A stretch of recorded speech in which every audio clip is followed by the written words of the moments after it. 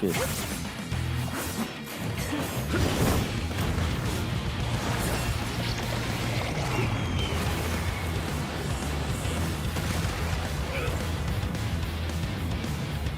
A top. Good.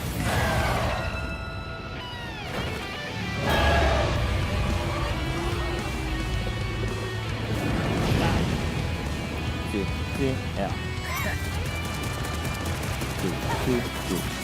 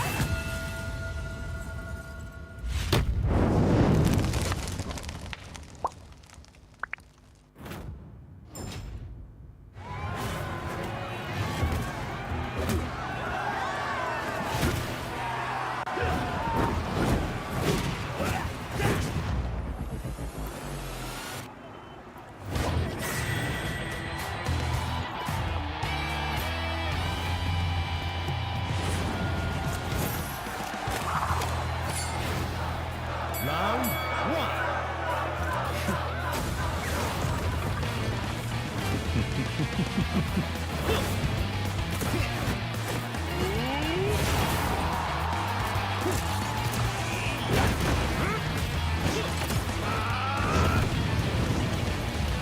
Round two.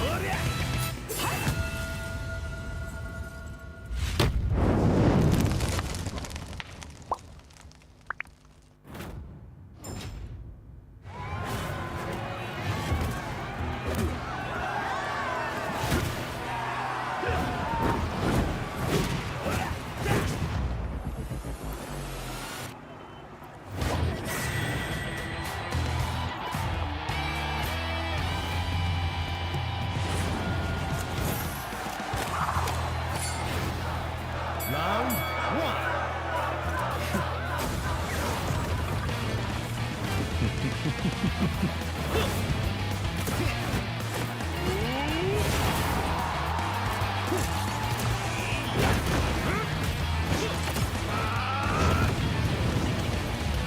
Round two.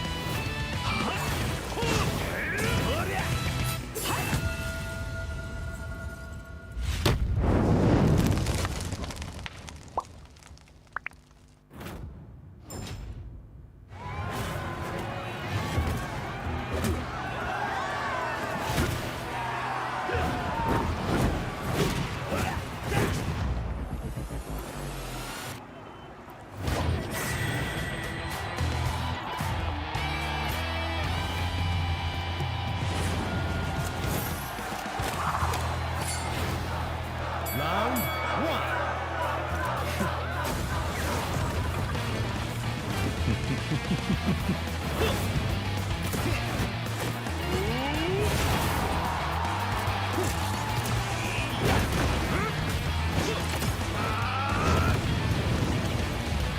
Round two.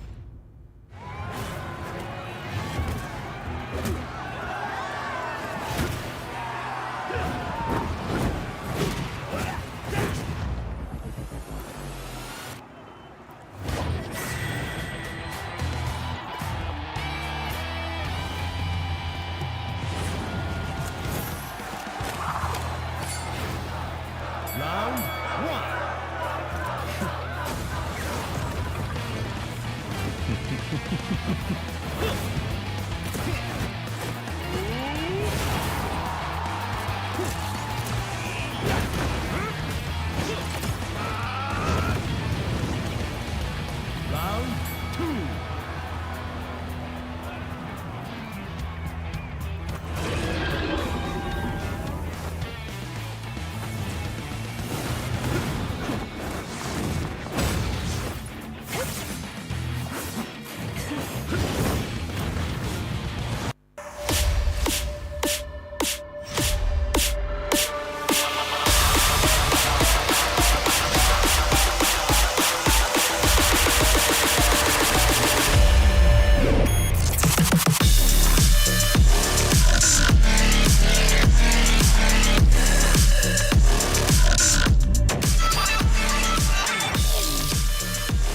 สวัสดีค่ะ สวัสดีครับแล้วก็ยินดีต้อนรับทุกท่านนะครับเข้าสู่การแข่งขัน e-sport ของ Thailand SEA Games 2025 ในครั้งนี้นั่นเองนะครับตอนนี้คุณอยู่พวกเราทั้งสองคนครับผมนายโปจิครับยูกิเด็กยูค่ะเราสองคนขออนุญาตรับหน้าที่เป็นพิธีกรของการแข่งขัน e-sport นะคะของซีเกมครั้งที่ 33 ในประเทศไทยในครั้งนี้ค่ะครับซึ่งสำหรับการแข่งขันของเราเนี่ยก็จะจัดขึ้นตั้งแต่วันนี้ไปจนถึงวันที่ 20 ธันวาคมนี้กันเลยทีเดียวนะครับกับการแข่งขันซีเกมซึ่งรอบนี้บอกเลยฮะว่าเชียร์ไทยในบ้านตัวเองโอ้มันก็จะแบบว่าตื่นเต้นลุ้นกันหน่อยนะคะเรียกได้ว่าครั้งนี้ค่ะเรามีนักกีฬาลงทำการแข่งขันเนี่ยค่อนข้างเยอะมากๆในส่วนของ e-sport เราเรียกได้ว่าก็ยังใหม่อยู่สำหรับซีเกมแต่ว่าก็ถูกจับตามองขึ้นเรื่อยๆเพราะว่านักกีฬาของเราเนี่ยอย่างที่ทุกคนทราบกันดีว่าก็ระดับโลกอยู่หลายเกมนะนี่ซึ่งสำหรับการแข่งขันของเราในรอบนี้ในส่วนของตัวการแข่งขัน e-sport เองนี้ก็เรียกว่าหลากหลายมากๆแล้วก็ให้พวกเราเนี่ยได้มาอยู่กันนะครับนะสาราวัดแก้วแห่งนี้นะจุฬาลงกรณ์มหาวิทยาลัยนั่นเองนะครับถูกต้องค่ะซึ่งแน่นอนนะคะว่าเราจะทำการแข่งขันกันไปตั้งแต่วันที่ 13 จนถึงวันที่ 19 ยาวๆกันไปเลยค่ะทุกวันเนี่ยก็จะมีหลายๆเกมเนี่ยสลับสับเปลี่ยนกันไปนะคะซึ่งสำหรับหลายๆท่านที่อาจจะยังไม่คุ้นเคยกับ e-sport นะก็เดี๋ยวขออนุญาตแลปอัพให้นิดนึงแล้วกันว่า e-sport คืออะไรมันก็คือ electronic sport นั่นเองค่ะเป็นกีฬาอิเล็กทรอนิกส์ประเภทหนึ่งซึ่งตรงนี้ก็ถูกบรรจุนะคะให้นำมาทำการแข่งขันกันในซีเกมเป็นที่เรียบร้อยแล้วอย่างเป็นทางการด้วยและที่สำคัญคือในวันนี้เราจะมีสิ่งที่เรียกว่า demonstration match นั่นเองค่ะก็เราจะได้ดูนะคะว่าวันนี้เนี่ยเราจะทำการแข่งขันกันด้วยกีฬาอะไรเพราะว่าจริงๆแล้วต้องบอกเลยว่าเรามีหลายเกมทำการแข่งขันกันในซีเกมของครั้งนี้สำหรับ e-sport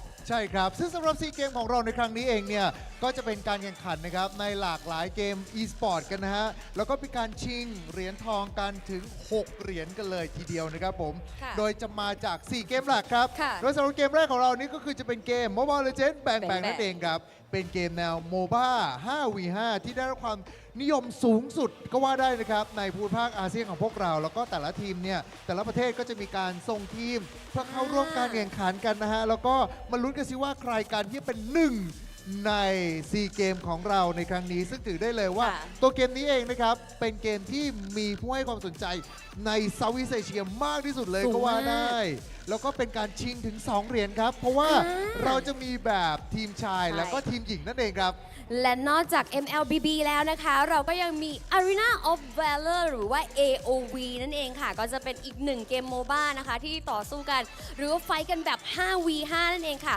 ในสาขานี้เนี่ยก็ชิง2เหรียญทองเช่นเดียวกันเพราะว่ามี2ประเภทคือประเภทชายแล้วก็ประเภทหญิงค่ะและหลังจากนั้นนะครับไปกันที่เกมที่ 3 กันกับเกม Free Fire นั่นเองนะครับก็จะเป็นเกมแนว Battle Royale บนมือถือนะครับโดยถือว่าเป็นเกมที่ได้รับความนิยมสูงสุดในหมวด e-sport เลยก็ว่าได้นะครับแล้วก็แต่ละประเทศเนี่ยสามารถที่จะส่งมาได้สูงสุดถึง2ทีมครับแล้วก็มาดูกันสิว่าใครกันที่จะเป็นทีมที่เหลือรอดเป็นทีมสุดท้ายเพื่อชิง1เหรียญทองครับอุ๊ยอยากเมามากเลยสำหรับฟีฟ่า ได้ข่าวว่าเขาส่งตัวตึงมานะตัวตึงแบบตึงสุดเลยตึงเตี้ยแบบนี้ผมเชื่อว่า สำหรับท่านผู้ชมของเราทุกท่านนี้ก็คือจะได้มันกันอย่างแน่นอนนะครับ คาดหวังเหรียญได้ ฉันกล้าพูดแบบนี้เลย แต่ยังไม่จบแค่นั้นค่ะ เพราะว่าเรามีอีกหนึ่งเกมก็คือ FC Online หรือว่า EA Sport FC Online นั่นเองค่ะ ซึ่งต้องบอกว่าครั้งนี้เนี่ยเราทำการแข่งขันกันบนแพลตฟอร์ม PC นะคะ เป็นการแข่งขันแบบ 1v1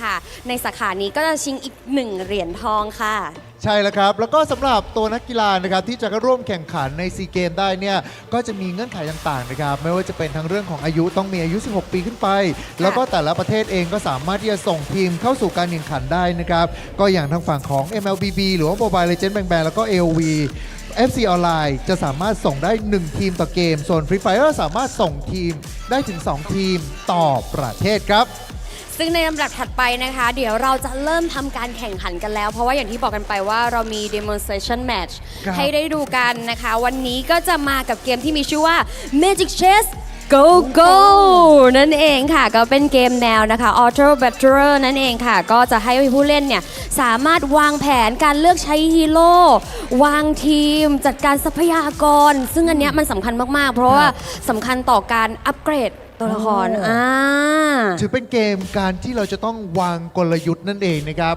แล้วมาดูกันสิว่าใครกันที่จะสามารถคว้าชัยไปได้ในการแข่งขันรอบนี้กับ Magic Chess Go Go ที่ได้เข้ามาร่วมเป็นส่วนหนึ่งของทางซีเกมของเราในฐานะของ Demonstration Match นั่นเองนะครับ เพื่อโชว์ทักษะฝีมือนะครับให้กับแล้วก็รวมไปถึงความสนุกให้กับทุกคนเนี่ยได้มารับชมกันนั่นเองครับโดยจุดประสงค์ของแมตช์ของเราในวันนี้เนี่ยเพื่อทุกท่านเนี่ยได้ทำการรู้จักกันนะครับกับ Magic Chess Go Go สู่เวทีซีเกมของเรารวมไปถึงเห็นถึงศักยภาพของการแข่งขันของ e-sport ในอาเซียนนั่นเองครับก็คือทำความรู้จักกับ e-sport มากขึ้น เพราะว่าต้องบอกว่าเป็นเทรนด์เป็นอีกหนึ่งกีฬานะคะแล้วก็เป็นอีกหนึ่งอาชีพที่น้องๆเนี่ยในยุคนี้เนี่ยเจน C เจน Y เจนโอ้โหอะไรเนี่ยอัลฟาเขาก็นิยมกันมากๆและอย่างที่บอกกันไปว่าวันนี้จะเป็น demonstration match นะคะเพราะฉะนั้นเนี่ยการแข่งขันของเราเนี่ยจะไม่ได้ใช้กฎกติกาเหมือน competitive standard ทั่วไปแต่ว่าจะเป็นกฎพิเศษสำหรับ demonstration match โดยเฉพาะเลยโดยจะมีตัวแทนนะคะจาก 4 ประเทศค่ะทีมละ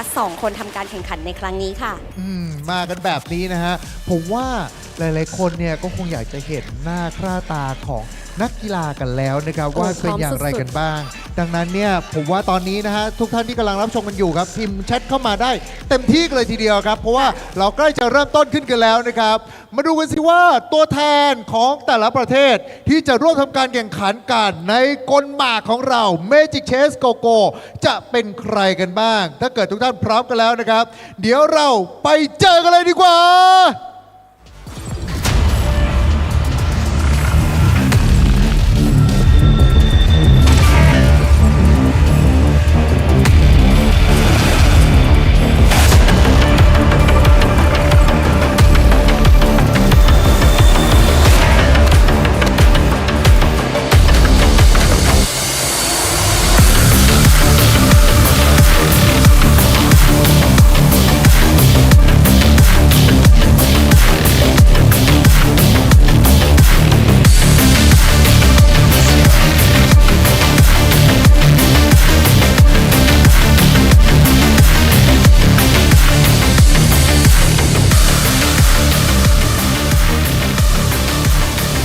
และนี่คือนักกีฬาตัวแทนจาก 4 ประเทศนั่นเองค่ะมาเจอกันเลยนะครับผมกับตัวแทนจากทางอินโดนีเซียมาเลเซียฟิลิปปินส์รวมไปถึงประเทศไทยเจ้าบ้านของพวกเรานั่นเองนะครับซึ่งต้องบอกว่านะคะเราอยากจะที่จะพูดคุยกับพวกเขากันซะหน่อยดีกว่ามารอบนี้ในเมื่อเราได้มาเจอกับนักกีฬาทั้งทีนะครับผมว่าเราต้องพูดคุยกันสักเล็กน้อยนะฮะเดี๋ยววันนี้เริ่มจากทีมอินโดก่อนเลยดีไหมคะมาเลยดีกว่านะครับผมกับทางฝั่งของทางอินโดนีเซียนะจะเป็นทางคุณอินะบูดิโอโนแล้วก็ทางคุณบัติสุตานั่นเองนะครับโอเค first thing first welcome to Thailand we would like to selamat datang we would like to know how you feeling right now as a Indonesia representative I'm grateful and be happy to be here because not everyone can be here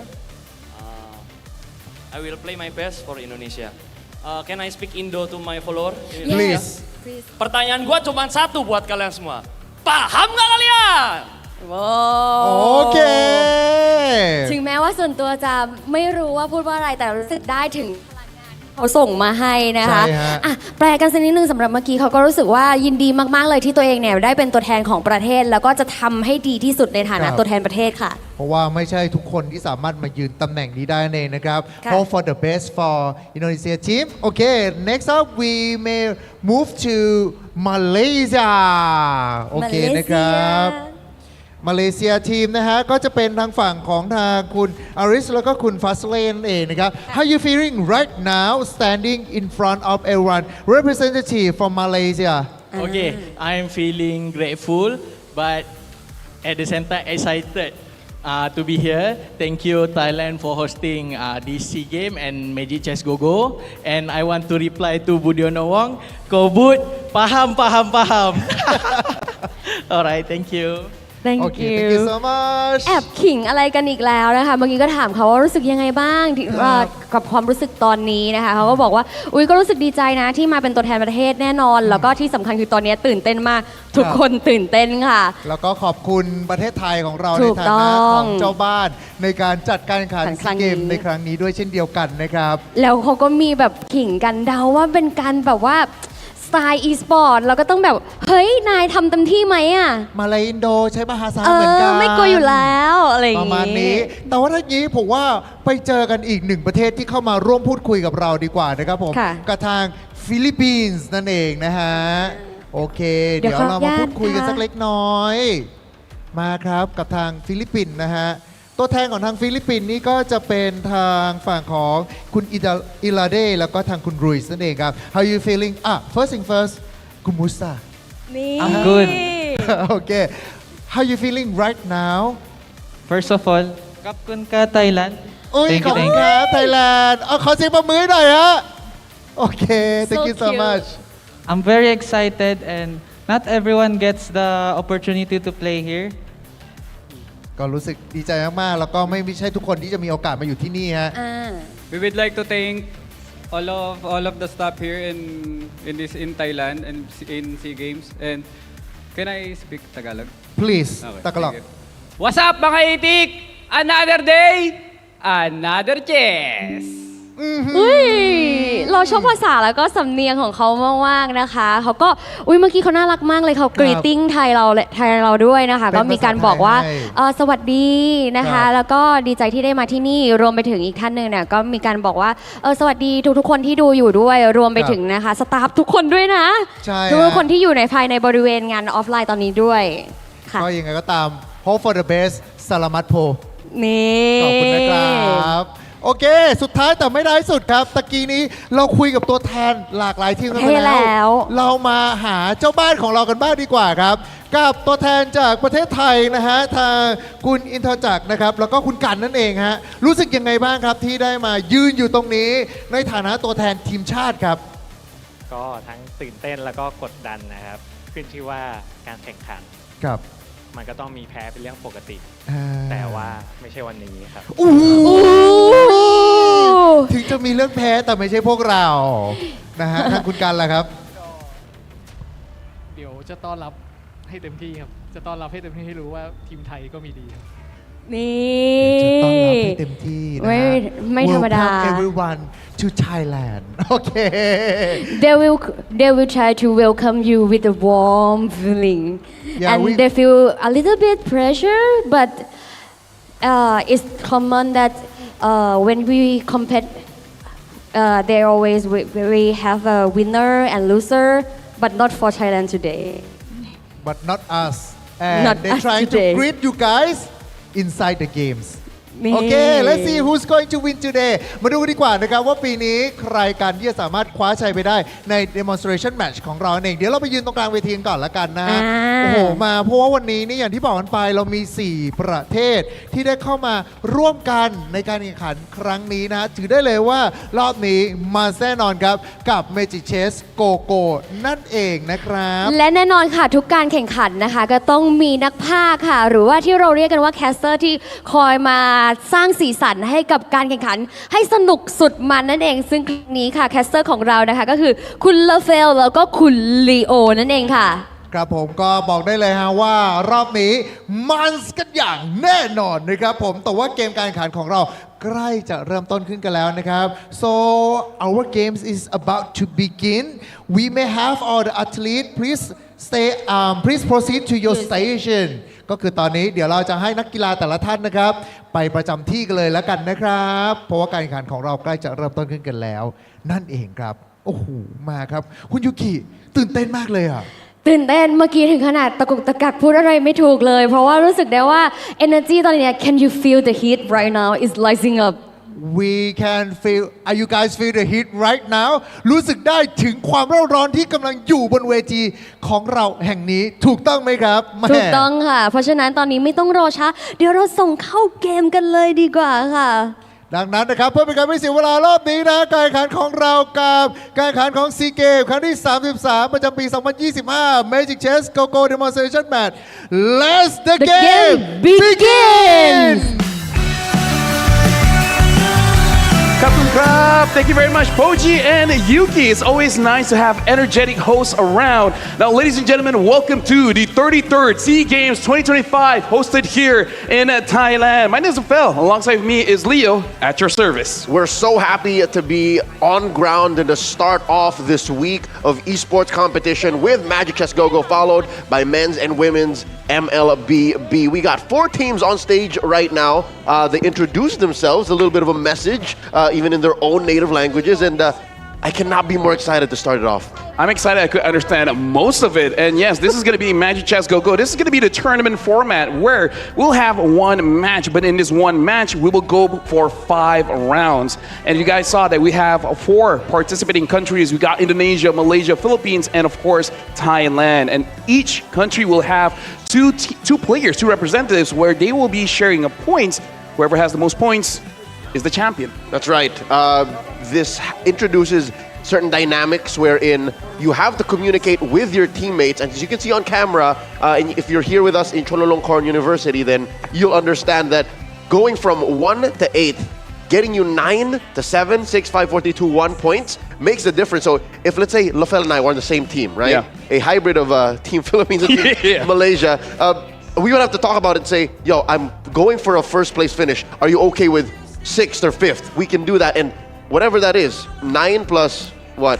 4 or 3? Yeah. That's your total points gain for that round. I gotta say, getting number 1, that 9 points is gonna be very important, especially considering in this lobby, we got Batitusta, Budiono, Itachak, Gun, RF Fazli, Larde, as well as Ruiz.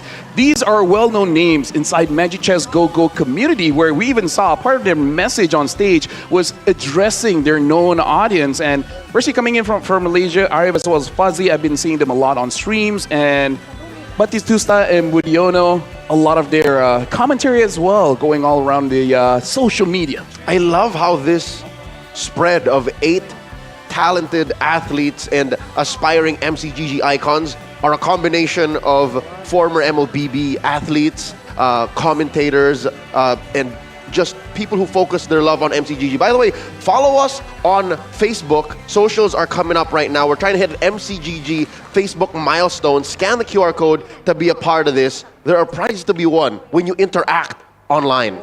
Oh yeah, for sure. And as we're gonna be jumping in, we got a lot of interesting dynamics here because, again, when it comes to the point system and we're going to play all 5 games, this is going to be quite an interesting setup, how the players of each country will be playing with each other, because denying certain picks coming in, especially for the 5 cost, is going to be very crucial, because I kind of feel like in this kind of lobby, whoever gets a 3-star 4 cost first, or if it happens, a 3-star 5 cost, that's basically going to be a win. If it's not number 1, even number 2 is going to be pretty good. Yep, you're talking about the hero pool.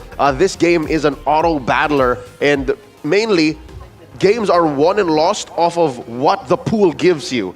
And before even considering what the pool might give you, you got to start off with your commanders, right? Yeah. Introducing here a unique commander system.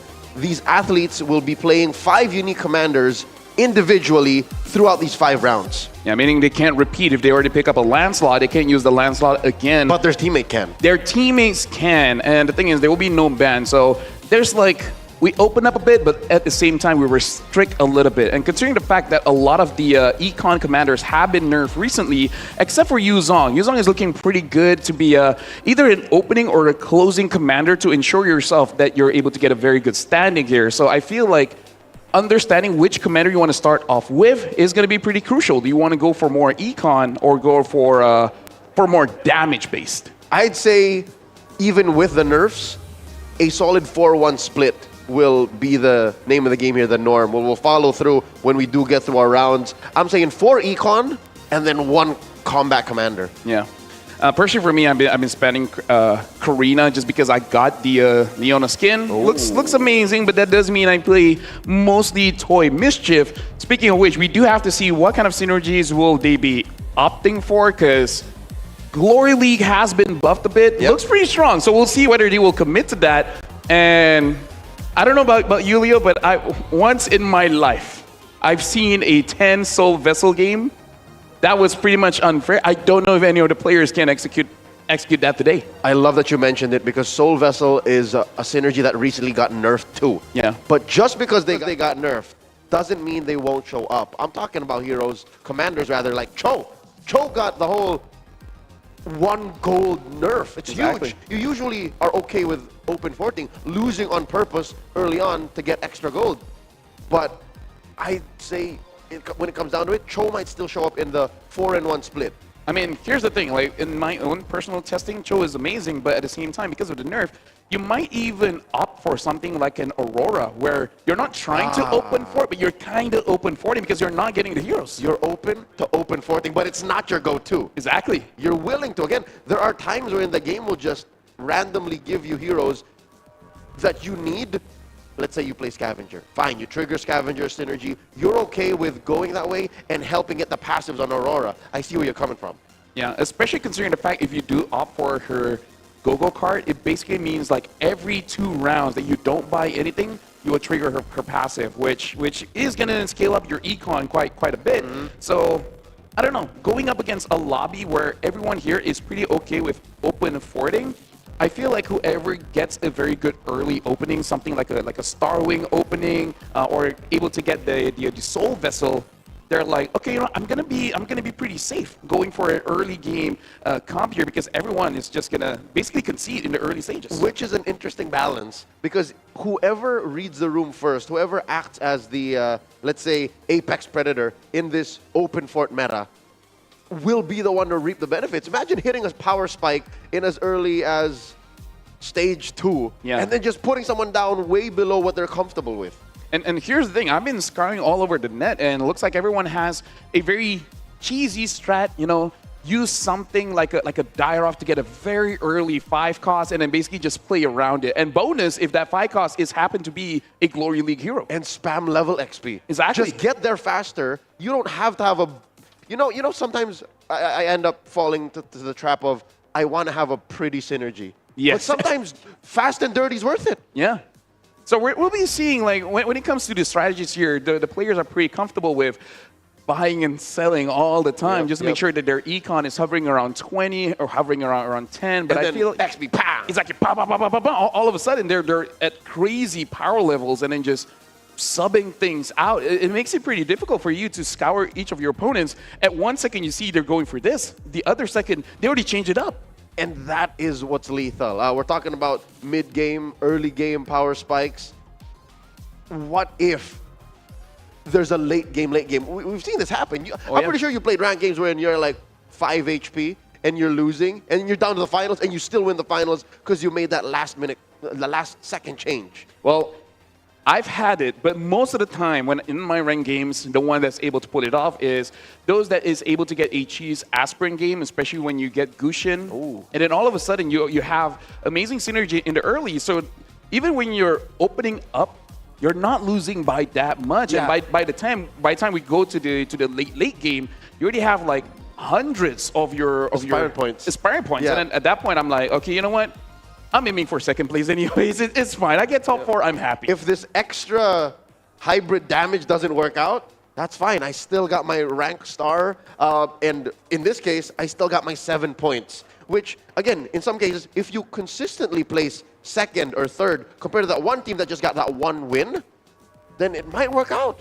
Speaking of which, quite like for this time, I do want to see what is going to be the pocket meta here for SEA Games 33 here in Thailand, because a lot of very famous compositions coming in from before, like Metro Zero, Stargazer Mages, has been nerfed a bit here and there. They're still pretty strong, don't get me wrong, but a lot more people are opting for like KOF, Starwing, and you know, and like playing Glory League, especially because we've seen Glory League getting buffed quite a lot. And to be fair, it is 6th Glory League, which is not easy to pull off. But hey, if you do pull off, higher chance for you to win. Yeah, I'm not looking forward to KOF.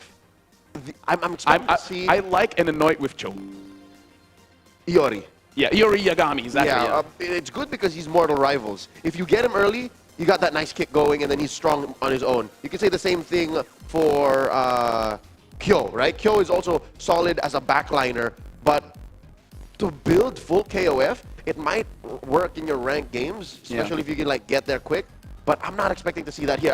I feel like it's not going to be, as we're looking for, the pocket meta in SEA Games. Yeah, personally for me, the meta that I really like is just playing around Glory League, but I don't usually go all 6. Sometimes I just stick with 4 because I really like having Claude or Granger as my carry. Between the two, I do prefer the Claude a little bit because more often than not, the Claude is able to dodge out pretty clutch ults, you know, able to dodge like a Kadita, making sure that, especially if you do have that Winter Crown with the Truncheon, the Claude will be able to survive long enough and able to clutch it out. So personally for me, I love Glory League games.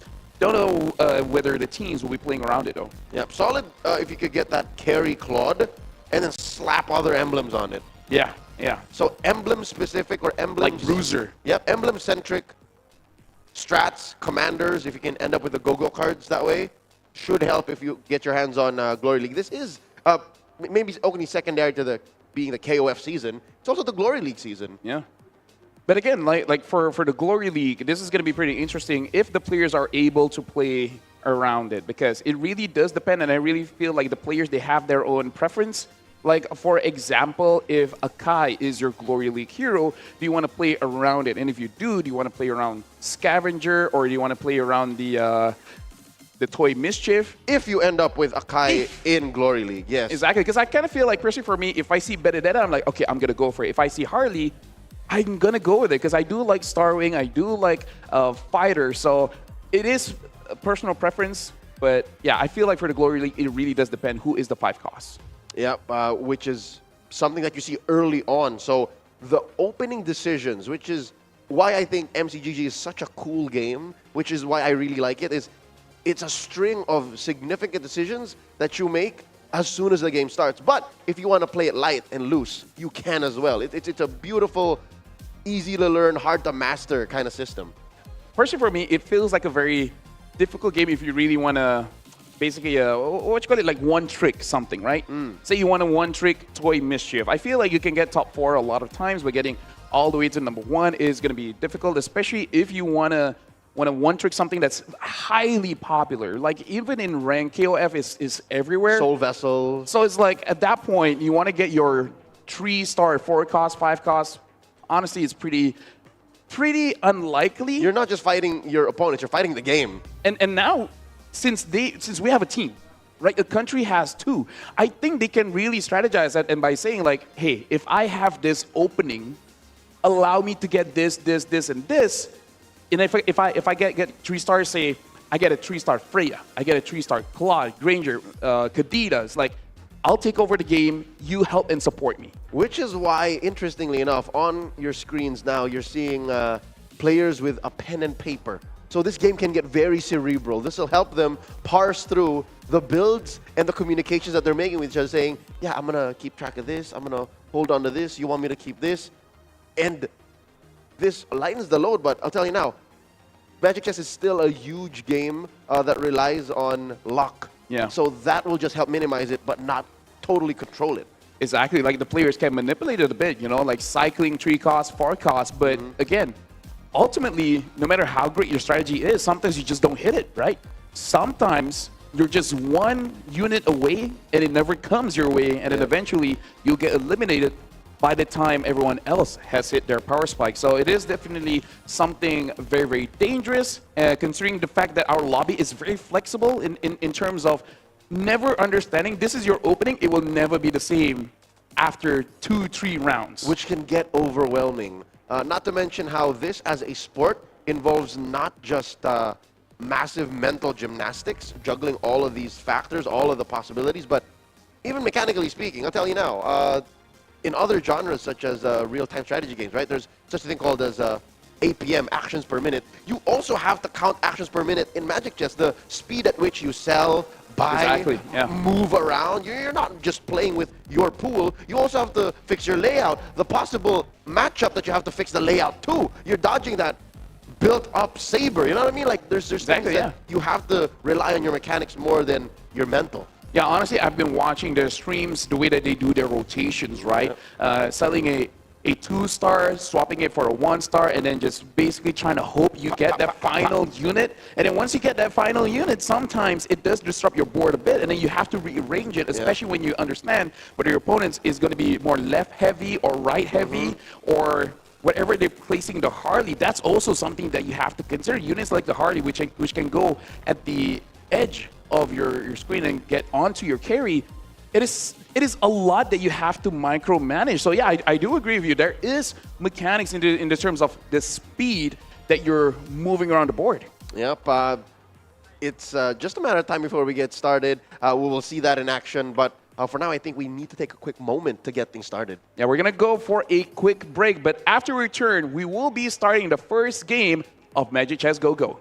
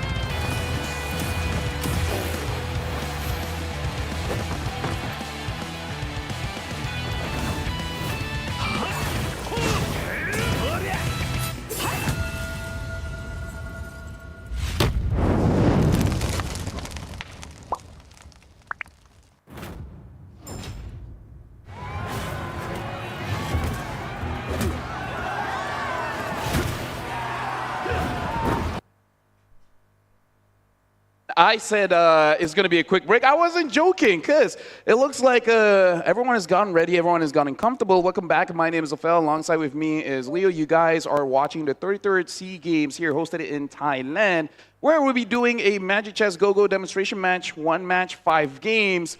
The country with the most points wins. We're yet to put points on the board. We're just about to load into our first lobby. Again, competing in this demonstration is Team Thailand, our gracious hosts, Team Philippines, Team Malaysia, and Team Indonesia. And again, each team does have 2 players, and they'll be sharing their points. So even if one of the players ends up in 8, as long as their partner ends up somewhat higher, especially at number 1, it's going to be pretty good. Over here, it looks like they are into the game.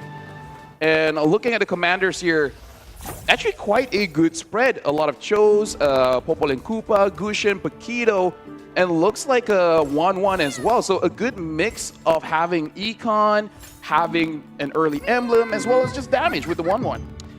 Looking at the spread, it's still a majority Econ. So we are on meta. We're reading it right. Here we have eyes on Batistuta. He's starting with Aspirants, but isn't this a good start? It's a solid start. Especially, you have 2 synergies for free. Exactly. Like this is amazing as a Ruby, because you have 3 synergies. So if you play around that Ruby, you can actually have a pretty solid early game where even if you do lose, more often than not, you're able to take down at least 2 units. So you won't be losing that much. Ooh, looking at the early game spread here. 2 Soul Vessels, Fazli, and Budiono going for it. Hey, again, we mentioned it got nerfed. Check your events tab in-game. You'll see that. But if you can get a quick 6 synergy, hell, you even get the elusive 8 to 10 synergy Soul Vessel, it could still work. Hey, if you're able to do that, then you deserve to win, am I right? But looking at the match here, looks like in terms of how the board is looking like, this is pretty impressive at round 1, stage 2. Yeah, multiple synergies already. Exactly. Glory League, Toy Mischief, Bruiser, even the Dauntless. Ilarde, this is one of the best openings that you can ask for. I was going to say, Lafel, you're in love with Ilarde's opener. Like, this is a spread of synergies that you're so comfortable with playing in ranked. I would do the same. Yeah, I would do the same, and if I get a Toy Mischief early, I'm definitely going to go for it. So, opening up pretty strong here, and looks like already buying quite a lot of units. Probably still playing around and already getting a 2-star Jawhead. The thing is, I did get a peek as to if Ilarde had already used Gushan's skill. Is he slapping extra synergies already this early on, at least the first trigger, to get that far? Or is he holding on to it? Because if he is holding on to the 2 triggers, then he's yet to get more. Yeah, that's insane, because once you do actually trigger the Gushin skill, you will get gold. And at that point, it's very easy for you to maintain your interest. Speaking of which, right now we do see Fozzy here playing Soul Vessel opening, as well as having that Toy Mischief. Talk about getting a very strong opener here. Like, either Toy Mischief or Soul Vessel is already pretty strong. You get both. What impresses me the most is he got his hands on the Aulus already. So having Toy Mischief, sure, easy on Uranus, easy on Jawhead early, but he got the Aulus. So I think that was a key here to him winning that opening round. Here we see Ruiz doing pretty good as well. 2 of the 3 left at 100 are from Team Philippines. And I gotta say, you gotta be careful of Fuzzy here, because he is using that Popol and Koopa. If you're not, you know, maintaining a good row of heroes, you might actually give one of your higher costs towards that Popol and Koopa. So it is something that you do have to manage pretty well. And if Fozzy is positioning one side of the map, no matter what, he will be getting a front line. Looking at the board on Intachak of Team Indonesia. Thailand. Of Thailand, rather. I'm not sure how to feel about this. It looks like he's not dealing enough damage. Yeah.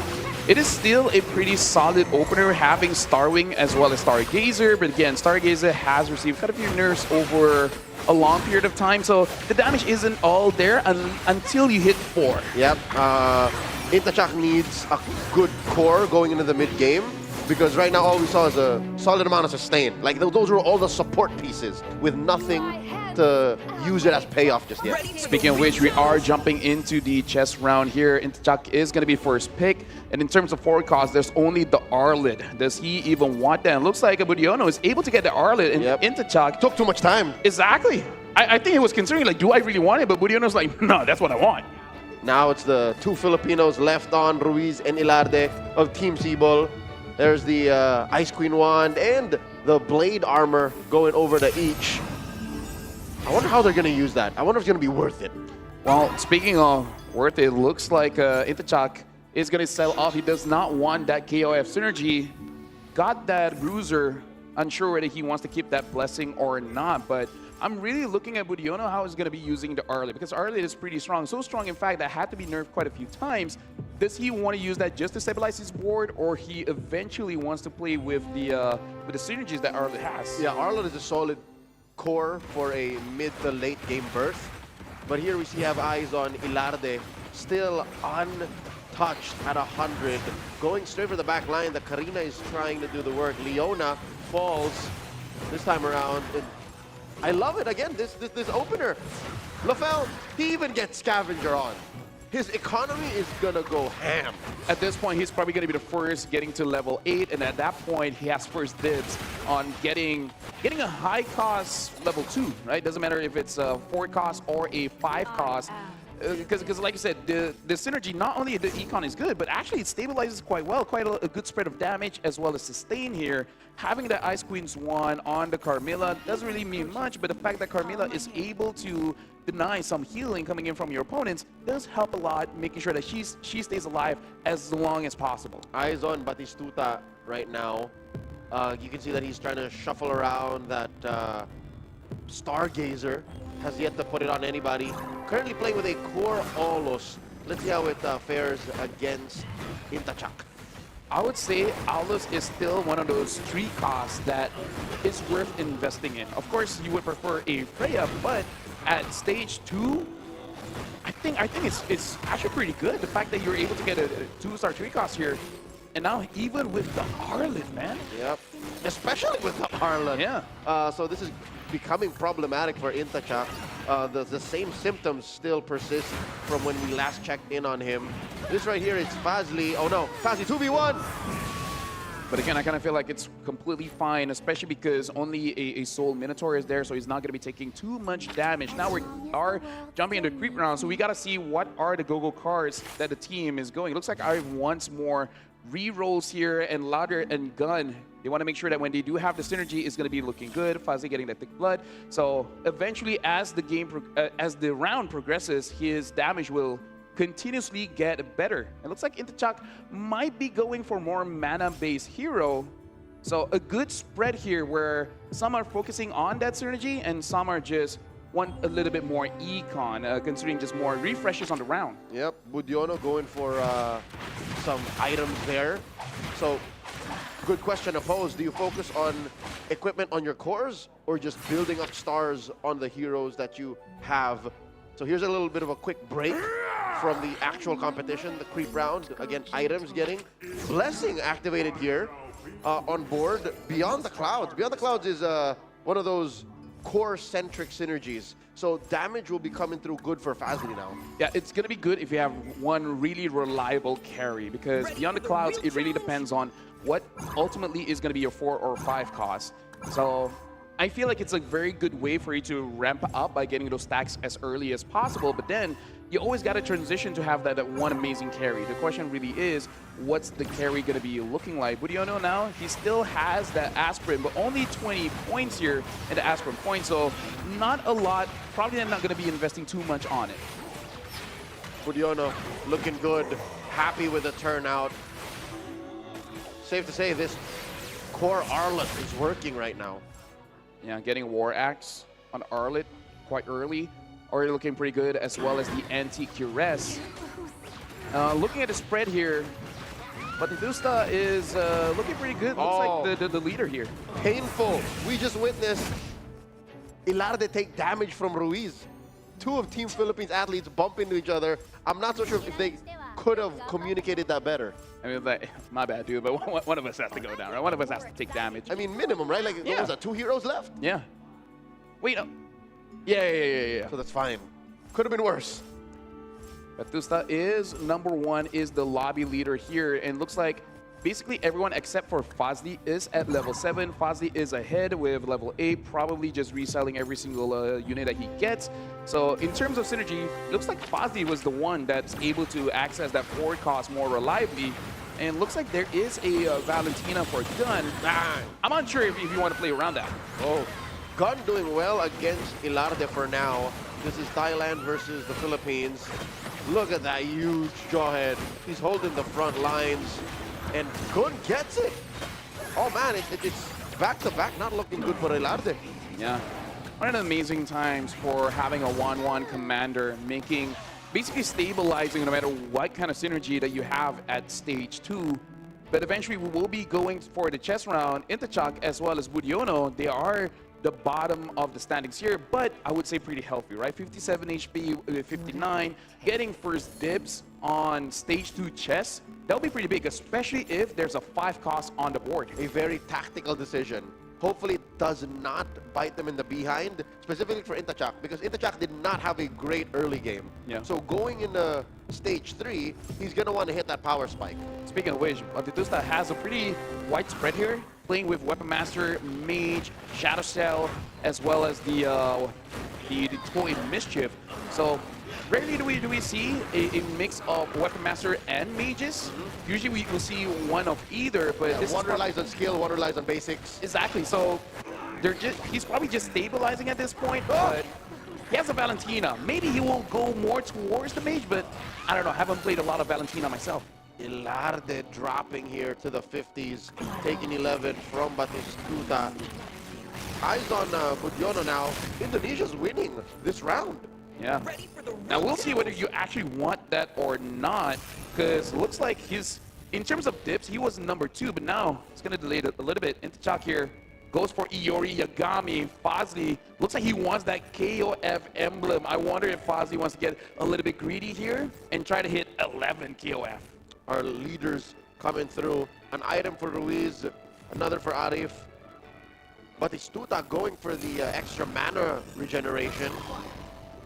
Let's see how this stage goes through. 3 and 1. Getting the purple buff is going to be quite good here. Unsure which we are spectating at the moment, but looks like they are shuffling. I think it's just Budiono. Yeah, it is Budiono. Yeah. He has to face Whopper. Don't know whether he wants to commit to that or not, because looks like he's playing around the scavenger. And who's open 4 here? Looks like Arif is going to open 4 for quite a while. Arif has a life to spare. He's got life to spare. Just let that yeah. one Terry Bogard is like, yeah, I can. Okay. Kind of like just tail behind Batistuta. This is where we can see the strat here. He's going up against Fozzy. That's why. They want to minimize. They want to make sure that this is where communication is key. Teamwork. This is teamwork. How much damage? 8. 8 damage, the least amount of damage I believe you'll be taking this round. That was smart for Team Malaysia. Yeah, make sure that they are able to extend as far as possible. Like, as long as you guys get top 4, it's going to be pretty good. And that basically allows them quite a lot of time here. Speaking of, we're going to be having a creep round after this, and it does look like it is going to be a purple card round. I think that's going to be crucial, because at this point of the game, do you want more, like I said, the question, do you want more item or do you want to get those stars? Because we did see a good mix, especially when it comes to those refreshes. Yeah, I feel like this go-go card is going to be crucial for basically all the players. Yep, a good spread of go-go cards can help you address both, right? You can go tall by building one solid core or making another core, or you can go wide, spreading the stars amongst your heroes. We are watching now Intacha. This has to be the round that he recovers, right? If you take too much damage from here on, you can't rely on getting to stage 4. Speaking of which, looks like he might be investing a little bit onto Yori Yagami, because he's going for 6 bruiser as of right now. He's good. And the thing is, Yori Yagami is amazing, but he's really amazing at 2 stars, because at 1 star, even though he can kick quite a lot using the way of the dragon, but sometimes he does die very, very quickly unless you have a Winter Truncheon or at least 1 defense item alongside with a Haas Claw. This is going sideways for one half of Team Philippines. Make that both. Ruiz and Ilarda find themselves at 6 and 7 now. This is looking bad. Oh, why are they losing out in the mid game like this? I'm unsure, but Batistuta, it looks like he's going to opt for Mage, having 2 Stargazers as well. He does have a Mage emblem. I wonder if eventually he will get a Vexana and just put the emblem onto Vexana and try to get 4 Stargazers on the board as well.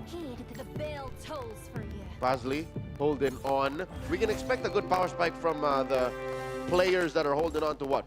40, 50 gold up. So this is a breather.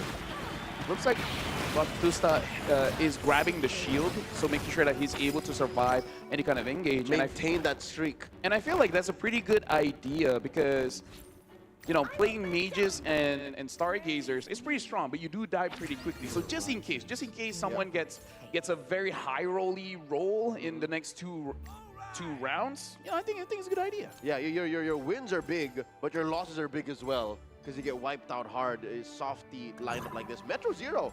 Who was that? Someone was going for a Metro Zero. Yeah, and look at this. Budiono is open, fording. I wonder if he is going to fight against Batistuta, and at that point is like, just take it. I feel like you should leave at least 1. Oh, they are. That's what they're both doing. Yeah.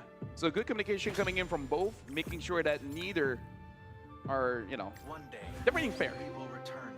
Yep, it's the Indonesia versus Indonesia match. They just both sit on it. No damage taken from either. But now we're watching the action between Thailand. They didn't talk. Or they did talk, and they're like, eh. Anyways, look at this. Fozzy did get the trust fund, and he's at level 9 at this point. I think he wants to go for 10 pretty quickly, and at that point, maybe he's going for a 3-star 5 cost. Fozzy is playing very heavy econ. Trust fund at this point is going to be insane. Speaking of which, he is level 9. Ilarde is level 10. Oh, Ilarde suffers another loss at the hands of Fazli's core Kadira. So Ilarde here at 21, I'd give him like 2 losses left. Yeah. You lose 2 more, you're dead. And this is what we were talking about, right? Mage, Stargazer, a lot of damage, but you do go down pretty fast. So you got to make sure whoever you kind of have to spread your core so that if one gets taken down, someone else can pick the pieces back up. We are looking at Intachak here, so playing a spread of Bruiser, having 4-star wing as well, and looking at Yoriyagami still at 1 star. I don't know. It might be fine, but I'm slightly worried for Intachak here. I think Intachak, he's out of the woods. He's in a much better spot than Ruiz or even Fazli. His economy is looking stable. He's going up against #1 currently in the lobby, Batistuta, and he's making it work. Lafel is making it work. Yeah, but look at that. The damage coming in. Looks like the Guinevere as well as the Saber is able to do it, but again, Batistuta does have that shield, so he's pretty comfortable taking that loss. And the Arlet trying to heal up, unable to hit the ult, and looks like it's gonna get taken down by the Kadita here, and nothing a Lone Saber can really do. Yeah, no. Oh, yeah, nothing. Doesn't have that spell vamp. He has the raw defense via the tanky items, but close. I think if maybe one more hero was left there, Budiono, he would have survived. 2-star Freya for him now. Yeah, that is actually quite a big power spike here. I wonder if his think about the idea of going for a 10-star wing, probably going to be pretty difficult unless you do get an emblem in the chest phase, but at the same time, I don't think that you're really going to get it. Maybe the better way is just try to get a 3-star Freya and then just play off of that. Oh, look at that. Terry Bogard is already 6 out of 9. We might see a 3-star Terry. Huge. Fazli's Terry Bogard is now about 350 pounds, 6'9". Huge beast of a man. Let's see how it performs against Budiono's lineup. Looks like the There it Kadita. is. Yeah, instantly goes in. And a lot of 1-star here for Fazli. So he's been econing quite a lot. And looks like the burst is enough. The Kadita is doing work. Kadita KOF. Kadita is so good. We already saw it clutch a win, but here it performed so well that there was at least a hero or 2 left for that lineup. Now going into the 3 to 4 transition, chest opens. Yeah, Elade instantly getting the Luminexes. Ruiz wants more capacity. Intachak getting the capacity as well. Arif, does he want the items or does he want the X-Boreal Kai? Looks like he's going for the Weapon Master. Probably denying it away from the rest of the crowd here. Fazli takes up that Akai, but Batistuta, considering he is using mages, gets that purple buff just to make sure he's able to utilize the abilities pretty quickly, and I feel like that's a good idea because you kind of have to spread out your strength. Yep, more items across the board. Essentially, that is what the Starwing synergy is, right? Like you give your whole board like this for Budiono extra damage, extra HP. Like you're just buffing everybody, especially if you can hit that 10 threshold. He's about 3 away. Still looking for that emblem. And I would say good and bad for Fazli here because it looks like everyone is playing Kadita, but at the same time, it's like it's going to be hard for him to hit 3 stars, but everyone else is going to have the same problem. And now it looks like Budiono is going up against Arif, and it looks like Arif is taking quite a lot of damage here. The Akaido is looking pretty solid, and either way, Arif, this Irithel is untouched, and the Irithel is carrying like crazy, going up against the Matilda. Nothing she can do. And it's not even like an optimally built Irithel. It's playing with Claude's Theft device. So he can kind of roll into less ideal items, but he got that Blade of Despair, so he's fine. Arif now does have the 2-star Akai, Budiono having a 2-star as well. We're looking at the board here for Fazli. Again, 9. It looks like he's been, I would say, cycling quite fast. He only has 4. He got it. But he's got a 3-star Terry, and now the items are on him. It's a core Terry. But I gotta say, the KOF Kadita still you gotta be careful of. But at this point, he's basically putting her there to die. And there you go, Gun sees that Fazli does have that 3-star Terry. And Ilarde has fallen. That is 1 point for Team Philippines. It's just Ruiz left to try and survive the scraps. We got eyes on him now. This is a marksman-heavy lineup. No big commitment to any synergies just yet, and he's gonna fall as well. Yeah, and look at this. Looks like the death animation is gonna hit onto Ruiz. a Cho commander here winning it out, and looks like Ruiz will be the second one taken out. And all that while, Intachak took 15 damage, so Intachak might be able to afford only one more loss. After that, it's over. I'd say no. One more loss and he's out. Yeah, exactly. We're at stage 4. Yeah. This is difficult. Team Philippines, quick tally, has scored 3 points and are completely out of the Game 1 lobby. Looking at what's left in the 5-cost pool, still a lot left in. Yeah, basically, like, I feel no like... one has any of, like, 2-star 5-cost yet. No, I believe Akai, it might be Arif. Arif might have that 2-star Akai, and there's 6 more in the pool. So there is an opportunity for him to get up to 3. Budiono only has 1 Freya, so not going to be looking good here. Speaking of which, Intachak finally get that 6 Starwing, 6 Bruiser lineup. We're going to see how this carries out, because I'm looking at Yuri Yagami still at 1 star. He does have 1 copy and 1 copy of the Harley as well. And finally gets that 2-star Yuri Yagami. Intachak had a hard early to mid game, but in the late game, even at 11 health, I think he'll be fine. I think Intachak with this kind of spread will make it a top 4. Look at Fozzy. He has 3 on Terry, and I believe that's a Valentina as well. He has 3-star 4-cost, 2 of them. Everyone else is 1, but... With 8 max synergies and Metro Zero online. This is a pretty scary 4. He's going up against Budiono. Budiono having 32 health, might be able to survive, but look at that. Arlet gets picked up for Fozzy. Fozzy goes in, and it looks like a 3-star Arlet. Can the Arlet carry this one? Because look at that, the Terry Bolgard is still able to survive, and all the while Valentina dealing 3 damage. Gun has been eliminated, and looks like Budiono taking quite a lot of damage. 10 HP left. 22! Given the 4 heroes left, Fazli is firing off on all cylinders. I think what was key to that win was the glowing wand. The glowing wand of the Valentina, awesome pickup. Stop that Arlet from, again, saying what you said. Maybe the Arlet can do it, but with the nerfed healing and regeneration, there was nothing that Arlet was to do. And again, 2 4-cost 3 stars. And he's gonna get stronger after this, right? So Budiono at 10 HP, Intachak at 11. Batitusta looking pretty good with 61 here. Arif 31. So Batistuta is the leader, but he has no more shields. All the more impressive is Batistuta has remained at #1 for the past 3 rounds, 4 rounds even. Budiono here at the edge of his life. Looks like he's going to be losing it out here. The 3-star Arlet is getting controlled by Yuri Yagami. Triggers the Winter Crown. And so far, still surviving. Is he going to be able to 1v4 this? Uh-oh. This is what we're talking about. No regen nerfing. Still not enough. Budiono falls. That's a #5 spot locked in for Indonesia. Yeah, so far, 2 from the Philippines, 1 Indonesia, and 1 Thailand. Intachak, Arif, Fazli, and Batistuta is the top 4 here. 2 Malaysian players are left, so this does mean that they might be able to clutch this out.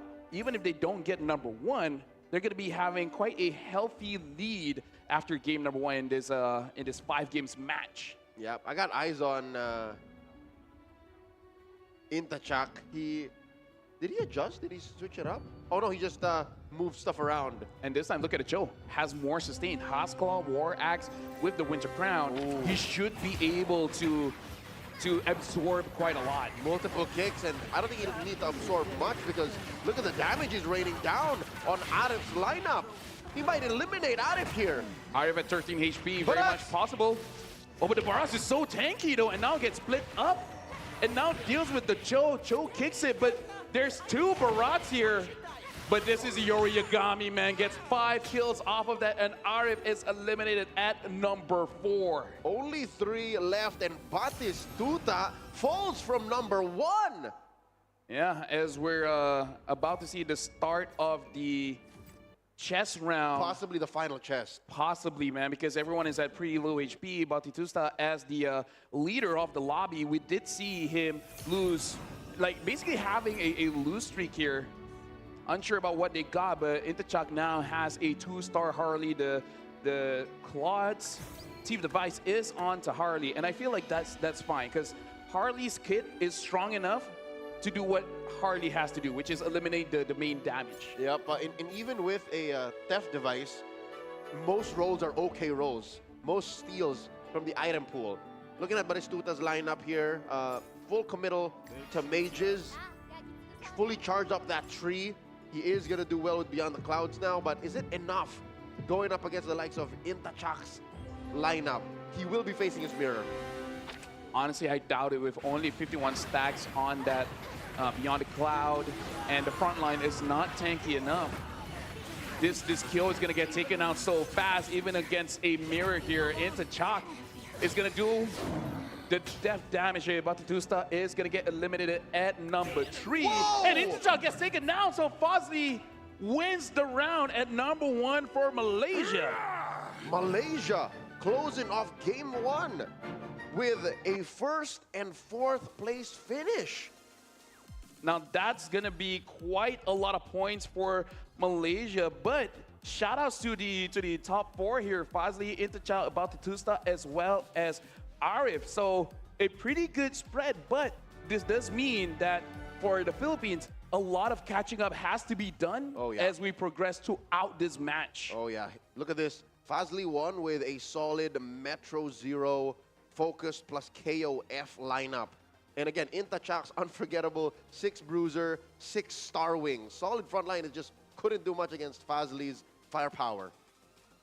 I think what really won the round for Fazli is, I believe at stage 2, the chess round, his HP was low enough where he was second pick and he instantly picked up the KOF emblem. And that was because Budiono won, because if Budiono lost that round as well, he would be second pick and able to deny that. So I don't know whether Fazli intended to lose the round to make sure that he is second pick, but I really believe that KOF emblem is the game changer. Tactical losses and placement when you need it to be is something that we'll only know if we ask the player. So that's a stroke of genius if that was really on purpose. And I got to say, the Trust Fund helps him out a lot, making sure that he does get more copies of the Valentina as well as the Terry Borgard. Getting Terry first and then a Valentina, that's a pretty strong opening for Team Malaysia here. And I would say a pretty solid opening for Thailand and Indonesia as well. Oh yeah, tight finish. Indonesia sitting at 10 points. Malaysia sitting at 14. Thailand at 10.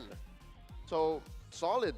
It's just really Team Philippines who's struggling right now. They need a big win going into game 2. They need at least what? A 1st and 3rd or something like that to really be in the running. Yep, quick math. But now we're seeing it on screen. 14 for Malaysia, Thailand, and Indonesia both having 10 here. Philippines at 3. So Malaysia starting off pretty strong, but having 5 games, they gotta be consistent. I feel like if they get 2 more games where they're both top 4, and high chances they can go away with the lead, but we did see an amazing play coming in from Intachak, which is, he's been at the bottom of the lobby for quite a while, but then once he completes the Bruiser and Star Wing comp, able to launch all the way to second place. So a pretty good comeback coming in from Intachak. Yep, that was stage 1, 2, and 3, bottom, and then stage 4 he was nigh unstoppable. And I gotta say, that's a good way to open up the MCGG demonstration match. We will be going for a short break, but after we return, we will be jumping in to the second game of Magic Chess Go Go.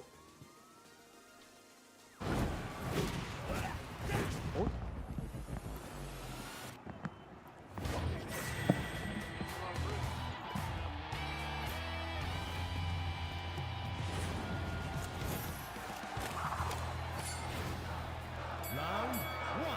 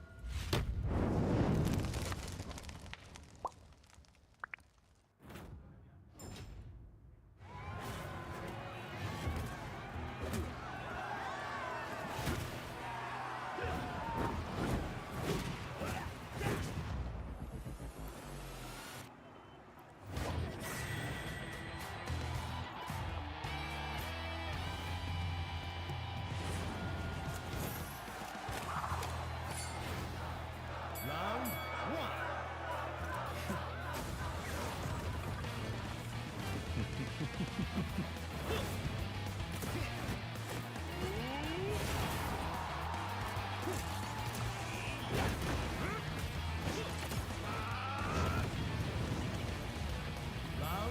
2.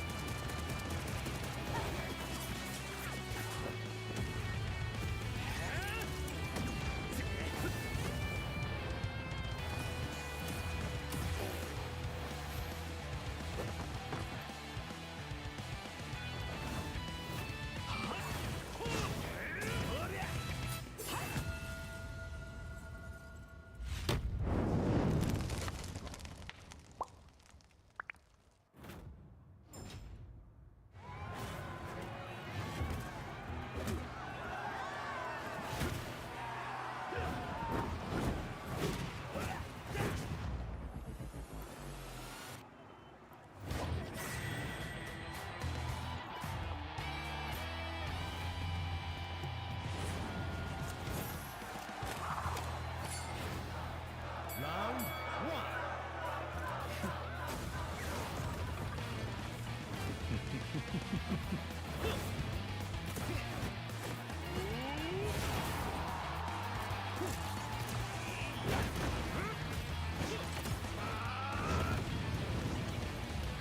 Round 2.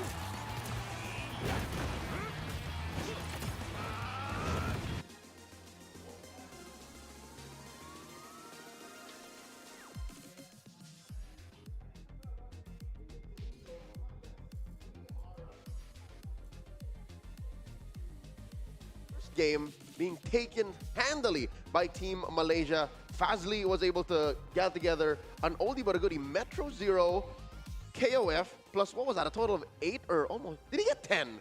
I mean, Active synergies. we saw it, we didn't scroll down, but he had a 3-star Terry Bogard, a 3-star Valentina as well, looking pretty strong.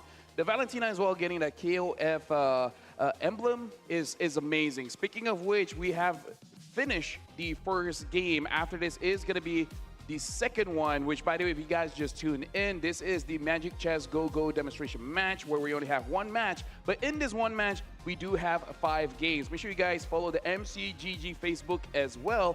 A lot of goodies will be there, especially if you log in and you check your inbox. More information there. Speaking of which, we got to tally up the points because as of right now, Malaysia is standing at the top with 14 points, but Thailand and Indonesia tying it with 10, and the Philippines got 3, where the 2 members got eliminated at the early stage of the game. Yep. But again, there are 5 games. There's more games where they can get a comeback. Literally 8th and 7th. Some would say too soon that Team Philippines fell. Must be tough going into game 2, but if they have a mid-game berth in game 2, 3, 4, 5 should be fine. Again, this is the early game. Literally, we're in, I wouldn't even call game 1 like stage 1 or 2 in Magic chess terms. I'd call game 1 maybe a painful creep round. Exactly. And the thing is, we got to pay attention to the commanders as well, Yes. because Fazli opened up with a Popol and Koopa, which no one else used in that game. Not as meta. I don't hear people saying, "Oh, you gotta pick Popol, you gotta pick Popol." Because I really feel like it is an individual thing, because you got to set the traps one, and in a way, you got to set a trap in terms of how you use your formation, because we saw Fazli in that game quite a lot of times. He gets 4 costs, 3 costs, getting a lot of Arlets, selling it off, doesn't even care that I believe Budiono was getting a 3-star Arlet. He's like, yeah, I don't care. I'm going to get it. I'm going to sell it. And then I'm just going to get crazy econ in the game.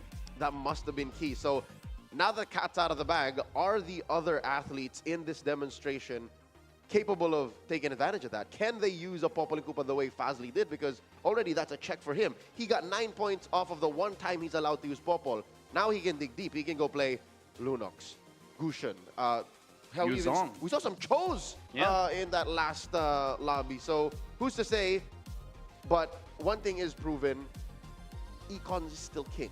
Oh yeah, Econ is still king, because I believe the difference of a 4 cost and a 3 cost is honestly quite huge. I think 4 and 5 isn't that big of a difference. Of course, 3-star, major difference, but at a base of 2-star each, they're more or less, like you can play around it, right? But like you gotta heavily invest in the 4 cost, as we saw with Fazli having 3 stars on both Terry as well as Valentina, when everyone else was basically 1 star. Another 2-star that he had was the X-Borg. So basically 3 carries there with Metro 0 and able to clutch it out with a win. Some way, somehow, Fazli went tall and wide at the same time, which is, again, logically and rationally difficult to do. Now I believe the word of the grapevine. I've heard good things about Fazli. And here you see in execution, in practice, can he do it multiple times in a match like this? He wins at least 1 more, Malaysia is set. Yeah, I mean, like, here's the thing. He hasn't been hiding his training as well. He's been live streaming throughout the time that he's waiting for his flight, getting to Thailand here. So he's definitely been practicing. But speaking of which, we do have to talk about Intachak as well, because he finished off with 6 Bruiser and 6 Starwing, and that got him from basically almost exiting the game early all the way to the 2nd place. Yep. Now going into game number 2, we see the spread of commanders here. Folks, the little portraits might be similar again in layout, but it's because our players are shuffling around what they're allowed to play of their 5-game unique commander spread. We see a Cho, a Popol and Koopa in the hands of Intachak. Okay, following in the footsteps of the previous game's winner. Couple of Gushens, still Cho out there. 1-1 and Lunox. Yeah, so Ruiz is going for his Lunox. We'll see whether he's able to get a lot of blessings and get a pretty strong early game, or save it up, get to rank 7 so that when you do get it, there's a higher chance of you getting a 3 cost, and at that point, it's going to be pretty easy for you to stabilize. And it looks like for every commander, they are going to take their respective own go-go card. So Fazli already having 21 gold, able to hold that interest, and that's a very early start of a 21 gold, which, by the way, he does have that Soul Vessel, so an amazing start for Fazli. Okay, it's a good start for Fazli, but I don't know how he's going to be addressing the fact that there's 3 other players in the lobby trying to go for Soul Vessels. Look, 2 Dijangs already in this matchup between Budiono and Intachak. Yeah, I believe that he will be cycling out later, especially we got to see what kind of emblems did he get. But either way, Soul Vessel is an amazing opener, having an additional unit on the board. And all the while, Budiono looks like he was able to avoid the trap. So good on him. Here we see Ruiz taking damage from Arif. This early on in the game, it looks like Team Philippines is yet to find their footing.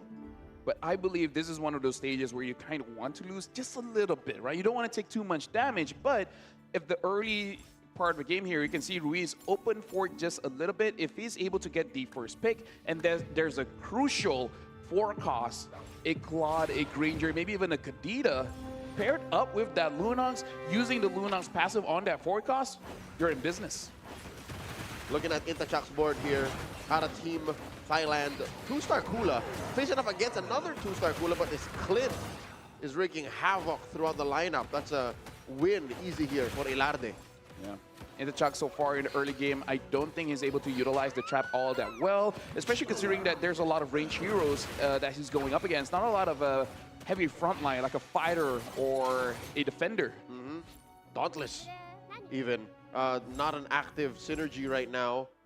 We're about to play our last match round before chest opens. Fazli had to give a little bit to Arif there. They didn't get to talk about that matchup, which again brings us a interesting question, right? Like, how do they read the situation? How fast are they able to, like, adjust? Oh, we're about to fight each other. 0 dudes on the board. Speaking of which, right now it is going to be a lottery going up against Batutusta here. Speaking of which, there's a lot of 2-stars coming in from Ilarde, so pretty strong opening here, getting a 2-star Clint Sicilian as well as the Kula. So a lot of damage coming in, so Batutusta is going to receive some damage.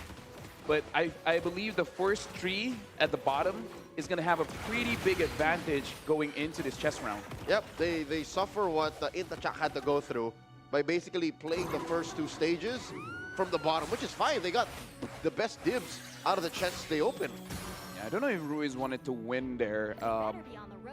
We got to see. He is right now number 4, so it's going to be a 4th pick, and we see a Claude, a Terry Borgard, and a Barrage. Intachak goes straight for the Barrage. Doesn't even think about it. Gun gets the Terry, and now Batutusta gets the Claude. And this is where you're really rewarded, and that's why I was like, is Ruiz... I think Ruiz did not want to win that round, because if he didn't, he could have gotten any of the 4 costs. Yep, Ruiz, I think, calculated to a point where the margin of error was so small, he still ended up winning with just 1 unit, henceforth putting him at 4th.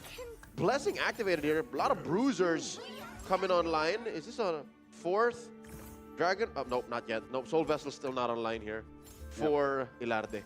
I'm pretty sure he's looking for it, but he has to take care of his econ. He has 18 gold. He's going to sell off the Lolitas. And I wonder if he will sell more units here, trying to get into the 20 gold mark, going up against Arif here. It looks like he does have more units than Arif, though. Even if, yeah, they're at the same level. 5 and 5, the Dijang, I think makes the difference here. Oh, the solid front line from Arif is churning through Ilarde. 2v2. How's this Clint gonna get there? I mean, he might make it work. He might actually get it. He does have the War Axe, so sustaining quite a bit. Gets 3 kills, gets 4.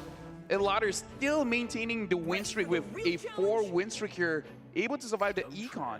Okay, we're not out of the woods just yet for Team Philippines. Again, they scored a measly 3 points out of the first game.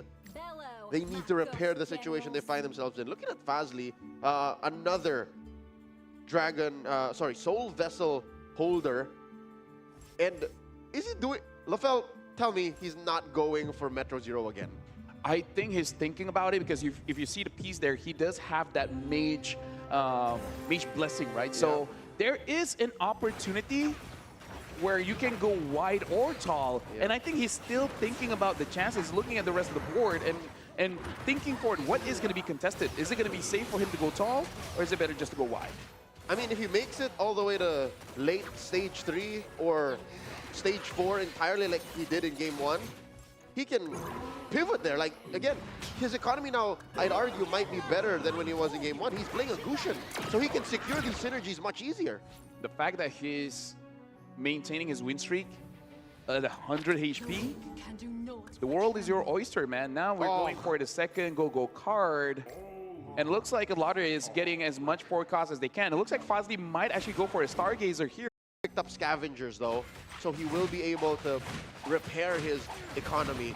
Intachak sitting at 40 gold after this creep-round breather.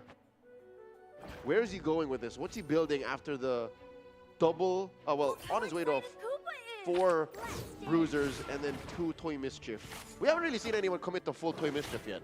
Yeah. I don't know if I missed it, but I want to look at Alarde to see what forecast did he get from the reinforcement. And, well, we'll see whether he wants to play around it or he will sell it off pretty quickly. Because I feel like if he gets a pretty good one, it's pretty safe to play around any random forecast that you get from the reinforcement. We're watching Gun go up against Arif.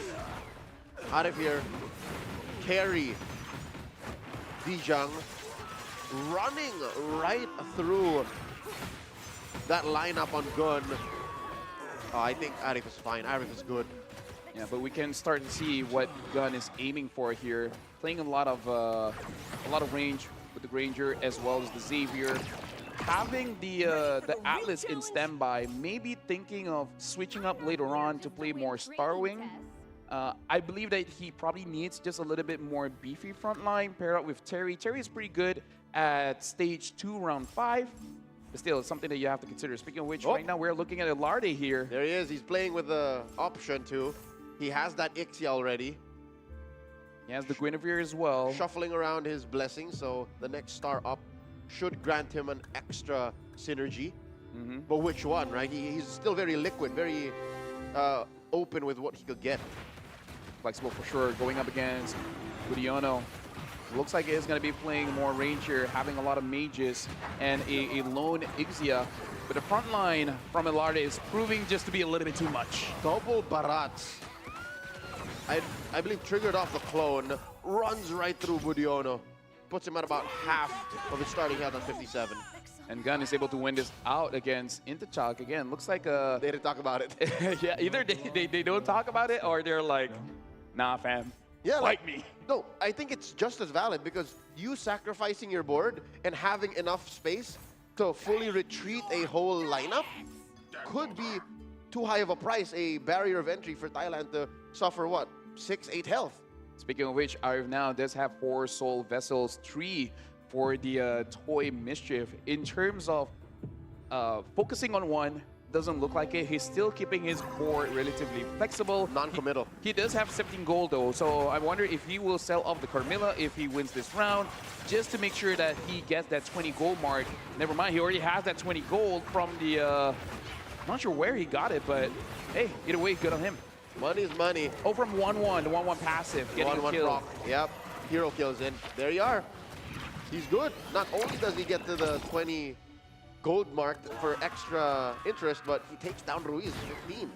And speaking of which, we got a level 8 hit shot going to be for Spick here. There's the KOF synergy there. Looks like he's going for the extra capacity, but Tustado does get that KOF, and Ruiz this time going for the Vexana. The Benedetta as well as the Arlet is still up. How is the Benedetta open like this? Ilarde wants it, does not go for it. What? Looks like no one is going to be fully committing towards a Soul Vessel, and I saw no one playing Sword Master. Is it too fragile right now? I don't think so. I feel in a ranked game, in a heartbeat, I would have gone for the Benedetta. Hey, maybe they're just playing lineups that need those items, because even in their items that they pick up, it's mostly defensive. We see the Anti-Cuirass getting picked up by Alarde, so probably just... And look at this, already 6 Bruiser for Interchak. He did it in game one, Yep. got all the way to second. Starwing and Bruisers. This time, going for the Toy Mischief instead. Here we go, Itachak going up against number 1 in the lobby right now, currently, Ilarde. We can say that Itachak is a frontline favoring player. He really likes these sustain heroes. And it looks like he's not going to make it, man. He's taking a lot of damage from that core in the back line from Ilarde. That's a Claude. Yeah, honestly, I respect it. I like heavy front lines as well. He does eventually get to 21 gold, Oh, but no. I don't think he's been getting a lot of econ from the trap set by Popol and Koopa because, again, the lobby, it's just unfortunate. The lobby, everyone is just playing range. Everyone's playing mages. Not a lot of marksmen, but still, a lot of mages. I saw, I think, Ilarde or Fazli, one of the two, does have a marksman synergy up. Which you need to juggle, right? The balance of how heavy you are in the front line. It's basically rock, paper, scissors. If I can get to your back line, marksman die. But if the marksman jump onto frontliners, nothing happens. And look at this, the board coming in from Budiono.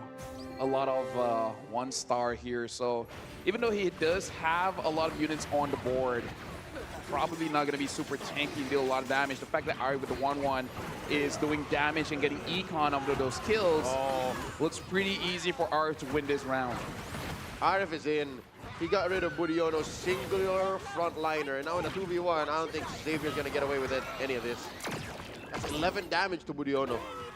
We got to look at Ruiz. Ruiz taking 11 damage as well, only with 20 HP left. He was the second exit in the previous game. It looks like he is down bottom there alongside with Intachak, which finished second in first game. Lafel, Ruiz has how many more? 3 rounds to play through? Yeah, 3 rounds to play through to make being on the bottom worth it. So he has to survive. He has to win. Speaking of which, we're looking at the 5 costs here. Basically, everyone is up.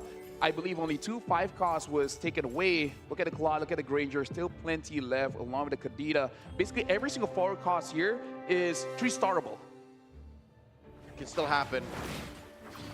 Our players are sitting on a lot of economy right now, and they're all at about on sked for their levels and capacity. I'm looking at Intachak and Ruiz, man. They're the ones who are on a tightrope right now. They need to make sure that they either survive or get the power spike they need to start taking down these middle-of-the-road players in Gun, Budiono, and Batistute. Who is, by the way, Batistute is playing uncharacteristically.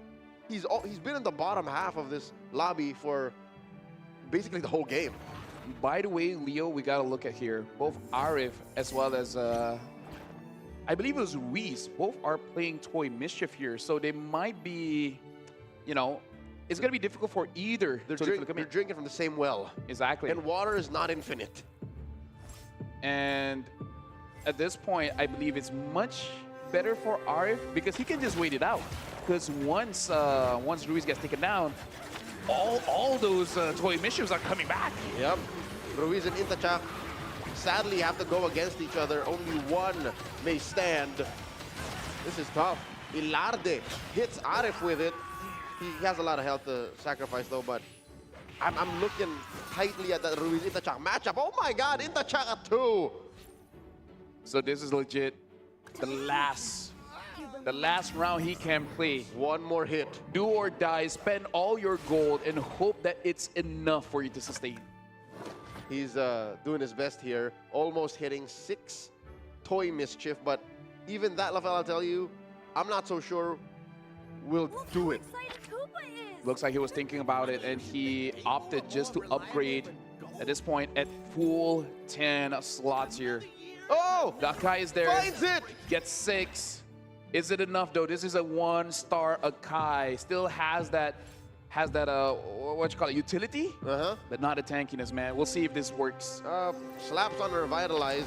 So as long as he gets to ult once, that should be enough disruption. Comes into the front line here of Arif. Arif running through him. There goes the heavy spin. The damage coming through, running right through that lineup. I think Intachak might live.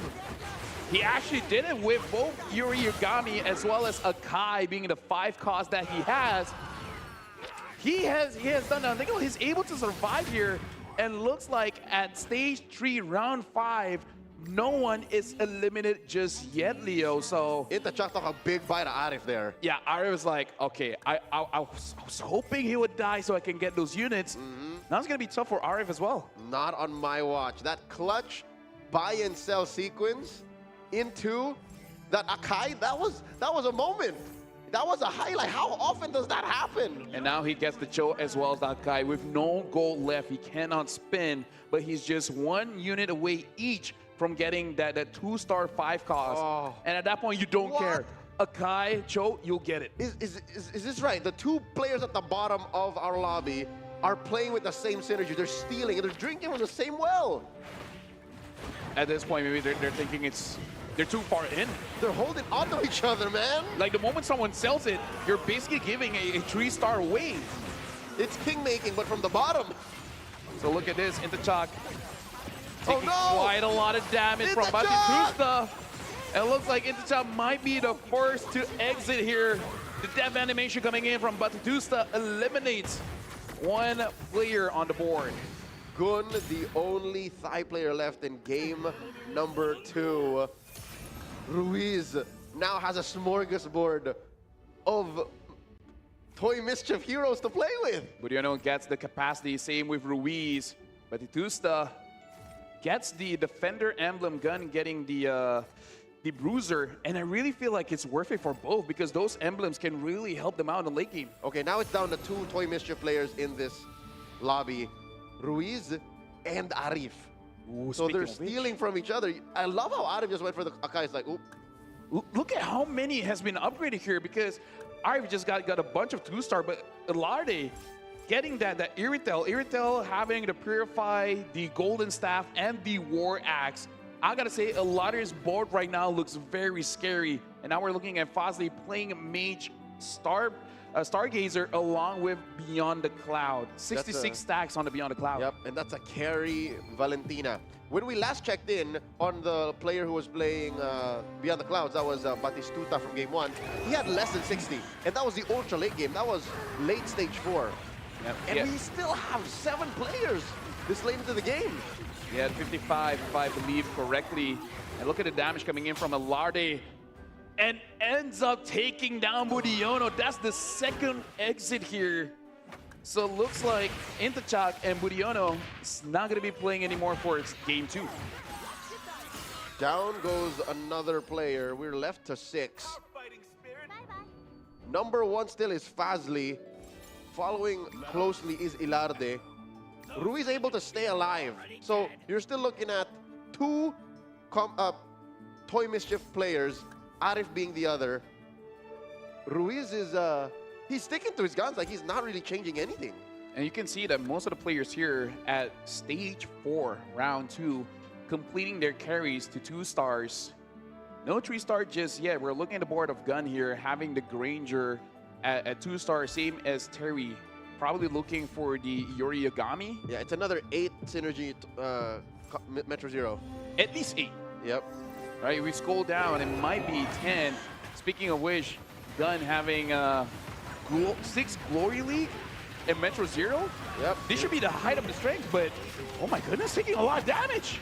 This marksman lineup from Ilarde is too much. Lafel, you were balling over that Iritel, but the others, the other heroes were actually more painful. Down goes Gun. Amazingly enough, do you want to call this consistency being at the same placement as the previous game? That's right, he ended at 6-2. So now we're at the creep round here at stage 4, round 3. At this point, you're basically locked in the synergy that you're at. We're looking at a 5 cost here. Only 3 left for Akai, 4 for Yori Yagami. So it looks like we're not going to be seeing a 3-star. But look at that Granger with that loss. All the Grangers are free. 14 for 14 are in the pool. No one's playing Granger right now, which is, again, odd to say, but he just does not fit in. He's a Swiftblade Glory League. Neither we see a heavy focus on in the remaining players looking for that synergies. Yep. especially considering the fact that he's kind of a sitting duck. If your front line can't really front line, right? Yep. At least Which is weird because it demands a front line. Exactly. As a quad, you're kind of self-sufficient. So this is where we see a difference of the forecast here. Speaking of which, Batistuta with 6 Star Wing, 4 KOF, and with the emblem, able to push the defender up to 3. Probably hoping for one more level coming up to complete the defender to make sure that your front line is as sturdy as it can be. Ruiz holding on for dear life. If he can win against his, oh my God, teammates mirror, he should be fine. Yeah. He's hoping to be able to do enough, and looks like he is going to be able to do enough against the mirror of Elarde, which is good for both, funny enough. Yep. Ilarde's not going to take any damage. Ruiz will continue, and Arif falls. The toy mischief pool opens up for Ruiz here, who survives. Only 4 left. Arif ends at 5th. Yep, previously ending at 4th, so a bit of consistency here as well. Elarde is looking pretty scary. Metro 06 Marksman, $2, 2 Stargazers, and then even having a 2 Glory Leak here, looking at the Claude. Basically, this is his best in slot, having the Demon Hunter alongside with the Golden Staff. Probably you want some kind of healing item or maybe a Winter Crown, but hey. He has the anti-healing item. Exactly, so take your pick. Speaking of which, in terms of sustain, look at the items all across the board. Even Yuri Yagami going for a tank Yuri Yagami should be able to get a lot of kicks in. And the Purify actually helps him get more kicks in, more attack speed, control, immunity. And here he's running right through Fazli. Number 1 out of the lobby earlier, but no, he runs out of gas. Ilarde takes huge damage. And this becomes the age-old story. Which one is the true carry? Is it the mages or is it the marksman in that game? Fazli with that Kadita. The Kadita was able to outplay. Speaking of which, Akai looking pretty strong here with 4 kills. Ruiz survives the top 4. Batistuta and Ruiz can only take 1 more loss. And that round is coming up now. Can they make it through to stage 5? A chest opens up. Look at this. Batistuta is doing an insane rotation. He sells off the 2-star on the Saber as well as K. He's looking for a 3-star here. He's even selling off the Arlet. Oh, he just wants that bare Arlet. No, he wants to get the Freya, which is one way. He does not have to go. He's selling Yuri Yagami. He's spending everything. And he gets it. 3-star Freya. A KOF 3-star Freya. He made the call. We got to see if it's worth it. It's him and Fazli. He cannot lose against Fazli. He loses against Fazli. All that he did would be for naught. And it's working out. Dude, Freya is insane. And this is a KOF Freya. But look at that. Godlike for the Valentina. Fazli was able to minimize the damage. But look at that. Still, the Freya took a lot. But it was worth it, man. That rotation was insane. Ruiz and Batistuta is going to be first pick. Ruiz gets the KOF. Batistuta wants more slots here. Elarde gets that Oracle, and Fazli ends up with a defensive item here in the anti-cuirass. All right, we were too preoccupied with the Batistuta versus Fazli matchup, which was, again, such a feel-good moment because that shuffle, you know, the buy and sell paid off. While Team Philippines, they got a little cheeky. You know what happened? What? It was a 0-0. They were able to survive because Ilarde won, Ruiz stayed at 5. Okay, I did not notice that, but yeah, good call coming in from Leo for catching that. Right? Because that's the only way that could have made sense. Something that you can take note. Looks like if you're playing rank, going for a bruiser is going to be relatively safe. Oh! What happened? I guess the lobby caught up. I think Ilarde did, in effect, eliminate Ruiz. Oh, wait, yeah. Okay, so that puts Ruiz at a top 4 finish. Hey, still, this is a pretty good comeback, considering both ended up losing first. Ilarde, 1 HP left. Both Batistuta as well as Fazli, 1 and 2. Can Fazli get a back-to-back first placement? Oh my lord, we did say that the Tushan is more economically superior. It's just more reliable than the Popol. And here he's playing with it, and he's just 1 more win away In effect, I think Batistuta and Ilardi can fall here if Fazli wins. Fazli is looking for a 3-star Valentina. Ilardi already has a 3-star Hanabi. So between the strength here, I feel like this time Ilardi has it. I feel like he should be able to survive. But we do have to note, it is 99 stacks on Beyond the Clouds, and it's 3 Beyond the Clouds here for Fazli. Mad carries shuffling around that Kadira and the Edith, going up against Batistuta's mirror. It's between Batistuta and Ilardi. One of them is going to fall. Fazli secured at least top 2. Oh, but look at Batistuta's Freya, super scary, hard carrying Saber, able to get the Valentina. But look at the Edith, as well as the Valen. But Batistuta's too strong, dealing 20 damage onto Fazli. Batistuta gets eliminated though. Ilardi, 1 HP left, but that 3-star Hanabi, man, is no joke. LaFell, talk about consistency. Just like Gun, Batistuta ends as well in top 3. Still going into game 2. We got 2 players left. Fazli of Team Malaysia and Ilardi of Team Philippines. So this is going to be pretty crucial here because look at Ilardi. 3-star Claude. 3-star Hanabi. This, unless you eliminate them quick, I don't see how Fazli can take down Ilardi. Ilardi could have a pretty big comeback from a number 8 finish, potentially getting number 1 in game 2. That's right. And given that we are in stage 5, round 4, this that's is it. the last one. Doesn't matter. This is the final game. One more deployment, and what is Fazli looking for, sir? Oh, he gets it, but he needs to sell someone. He does not have the gold. He doesn't. It's not gonna work. Will he sell off right, someone? He gets it there. He sold off the Alucard. Okay, 3-star carry Valentina. Is it gonna be enough? What is Ilardi's play? Did he shuffle around? Did he change anything? I don't think so. He has all the 3 stars that he needs. He's clean. He was stealing away the Valentinas. Oh, but it's not enough. So this is gonna be the final round here, folks, between Fazli and Ilardi. Ilardi's doing it. There's a lot of damage coming on the Valentino. No! Clutches it out. Fazli wins back-to-back number 1 placements. Legend signed in steel. Team Malaysia on top of the world right now, 18 points off of Fazli alone. But quite the recovery for Team Philippines as well. Ilardi couldn't believe what happened.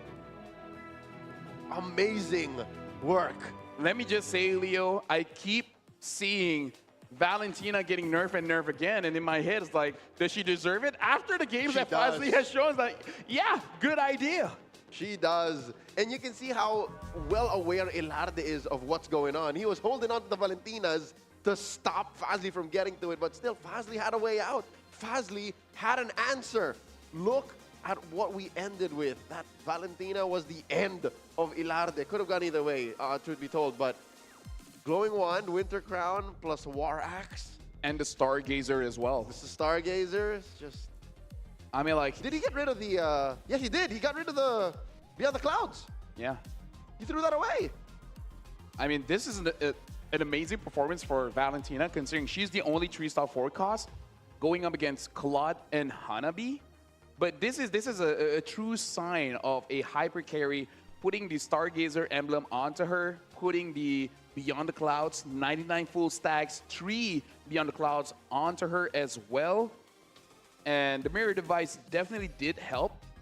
But Fazli, man, like we got to shout out a few players here. Batistuta back-to-back 3rd place. Gun, not the placement that you want, but still back-to-back as well. And shout out to Ilardi, went from number 8 all the way to number 2, almost making it to number 1. This is the total points though. 27 for Malaysia, 18 Indonesia, Philippines at 15, and Thailand, unfortunately, from the 2nd spot all the way to 4th.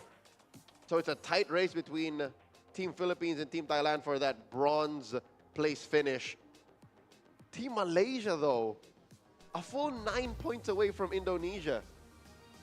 Yeah, but look at Philippines, went from number 4 all the way to number 3, all because Ilardi was able to sustain up until the 2nd spot, and Ruiz able to get all the way to top 4.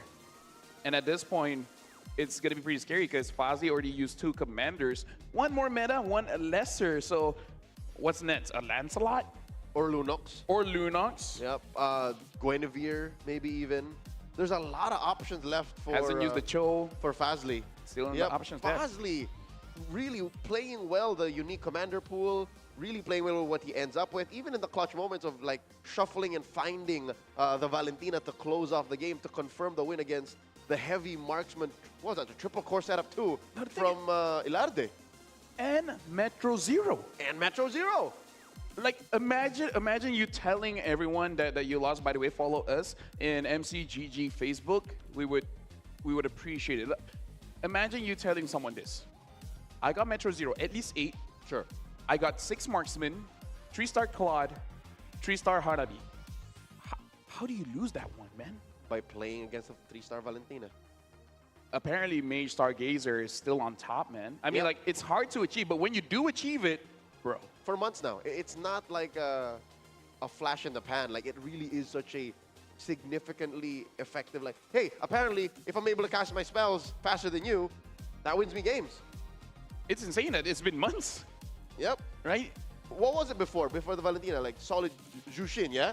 So, still, it's very painful. Like, how... And you can't even stop Fazli from doing this. It's one thing if you say it was like a kill hard carry. It wasn't even. You don't need a 5 cost. You need a 4 cost at that point. But I do have to say 4 games in a row, Fazli does get that Valentina.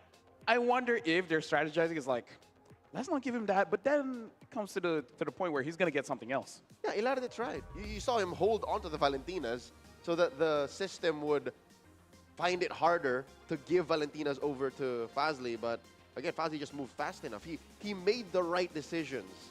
Imagine having that kind of mental acuity and agility to go, yeah, let me sell this, get rid of my whole Beyond the Cloud synergy, even after building up a solid damage source. Perfect. I have enough economy. Go triple star Valentina, whatever, random Alucard. And then that's the thing, right? That's where luck definitely does play into the game, because we saw both players try to manipulate the pool a little bit, but somehow Fazli still got it. In a world where he didn't, Ilarde would have been number 1. I think that's what makes Fazli such a dangerous athlete here in the realm of Magic Chess Go. Is, yes, luck is a big part of the game, yes? Everyone will agree. The community knows that the best players who are able to mitigate luck are the ones who win, and that's what Fazli did here. 2 games in a row now. Speaking of which, one of the commanders we did talk about is the Cho. So despite the nerf, now basically winning or losing, you get the same amount of gold. Yep. He's still going for it. Ilarde going for that Aurora, and Batidusta this time with the Yuzong. They only use Zong on the board here. Yeah, Budiono with that Guinevere, another good option for economy commanders, and Ilarde with the Aurora. So basically everyone here is playing Econ. Yep, it's an all Econ spread for the first time. I mean, at this point, the nerfs aren't enough, right? No matter what you do to the Econ commanders, they're still going to be king. And here's my guess why, all right? I'm just theorizing here. We'll let these athletes go through their early synergies. The reason why is, when you look at it, at the core of MCGG, health is also a resource. I agree. So at the end of the day, health is also an economy. By playing a combat commander, only if the stars align very specifically, will that kind of damage output be better than just straight up getting resources. Speaking of which, I saw Interchak on this Lunox actually picking the Moscow power card. So getting 2 gold, sure, but getting those heroes, the 1 cost, 2 cost, 3 cost, and 4 cost, should be pretty good on the Lunox, considering you're going to have, like, you know what your 4 cost carry is going to be if you even want to invest in it, right? So pretty good opener power card from Interchak. Damage here taken by Arif. We're seeing Gun go ahead and hand his teammate from Team Thailand here extra 5 damage. So yeah, Thailand of the 3 teams is the one that doesn't mind. Like, it's gonna happen. Speaking of which, I do want to see what Interchak has got from the Moscow power card. But Batitusta having a pretty solid opener here with the Atlas Matilda building up the Star Wing, even having the Uranus to activate that defender. Overall, a pretty good start. Yep, it's solid. It has a good front line and eventually has good DPS. He has time to pivot, is what I'm trying to say. He can take this all the way up to maybe stage 3 before he has to make big decisions. Larde opening up a bit, using the Aurora. So trying to trigger the passive as much as he can. He even took the Aurora power card. So every 2, he's going to get a lot. Ruiz gets taken down here a peg. I really don't like Soul Vessels when there's no plan behind it just yet. I think that's what he's doing. He's sitting on his hands. And Fazli, another Soul Vessel opening. How does he get this like 3 games in a row? I mean, like, he doesn't have to commit to it, but he always gets a pretty good opening. Staying at 100, he's not going for open fort at all in the previous 3 games. Nope, he can sit on a win streak incentive. Let's see now how Budiono goes up against Ilarde. Oh, interestingly enough, Ilarde is going for an open fort too. He's accepted his fate. Yeah, and I feel like it's completely acceptable as an Aurora. Just don't spend, you know, let your heroes be there for a while. Level up, maybe up to level 7, and at that point, then you start to equalize. Yep, you gotta not panic because it's counterintuitive to play the game, right? To keep losing and to not buy anything. It's a game about winning and buying things. Yeah. You know what I mean? You want to lose first, you can win later. Speaking of which, there is a Granger and a Valentina on the board, but Ilarde, I don't know if that was intentional. He skips it. Goes for the anti-heal. The Valentina instead goes to Gun. Ruiz locks in that Granger. We did talk about how Granger is a weird hero choice in the current metagame. What's Budiono going for? Okay, the BFB. Well, Gun does get that early Valentina, so Fazli's probably looking at Gun and like, hey. I like that. Hey, that's for me. That's mine. Hey, a bit unfair. But either ways, yeah, pretty interesting choice. Ilarde, I want to see the, what does he go for that he opted for that heal? Because is everyone playing Weapon Master? I don't think so. Maybe that's going towards his late game plan. True, Yeah. true. So, DPS, so you want to counter regen. We're watching Budiono going up against Ruiz right now. And already, Ruiz has pivoted. I'm glad he did because you can't sit on your hands and play Soul Vessel with nothing to go for. He will still lose though. Budiono takes this. But I think he has a pretty solid opening here because I saw the Granger as well as the Claude. So if he already has at least 2 Glory League, he has quite the comp that he can play around. It's a work in progress, but we have yet to see the results come through. Budiono, Fazli on top of the lobby right now. No damage taken just yet. Batistuta sitting on a streak too. He's sitting on rather Stargazer, Defender, and Starwing. Starwing. Like, this is okay. Again, he doesn't have to make big decisions till later. After this, it is going to be the creep round. It looks like it is going to be a purple Gogo card. And Ilarde is already at level 7. So open porting still an early loss against Arif, taking 11 damage. I want to see how he stabilizes. Does he want to keep on opening up until level 8? Hold up. Huge damage chunk taken by Batistuta at the hands of Budiono. That should have been a decision that they made as a team. Oh, yeah. Honestly, there are clips where Budiono kind of forgot. like legit, he's like, oh, sorry, man. Oops. I forgot. Oh, we have player cams on Batistuta.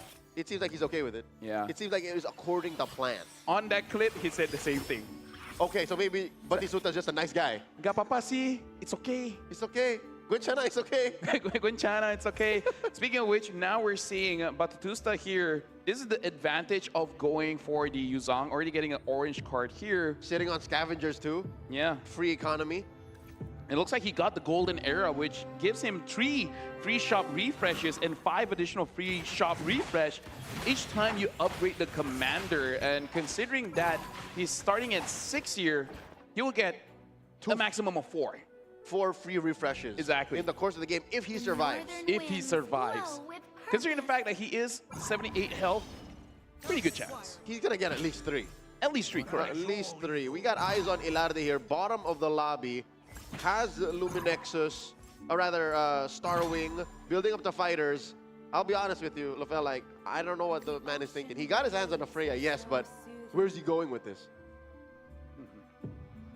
I legit don't know. And it looks like he's still trying to figure it out as well, even thinking about his placement. Throwing a Masha in the back, too. Yeah, we're looking here at Lottery going up against Ruiz. So Even they're not talking about it anymore. maybe they're like, overrated. Okay, Saber catches one in the back. He did speed through the levels, right? He's at level 8 now compared to the majority of the lobby. So I guess this is his pivot. This is where he starts to turn things around. Yeah. Speaking of which, I do want to see whether Batistuta with the Golden Era will be using all the free refreshes on level 8 or 9. Yeah, or immediately. Yeah.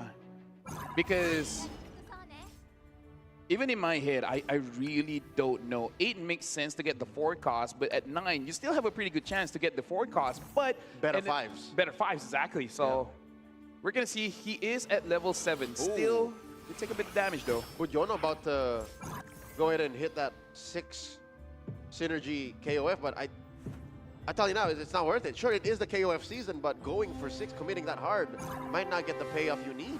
Yeah.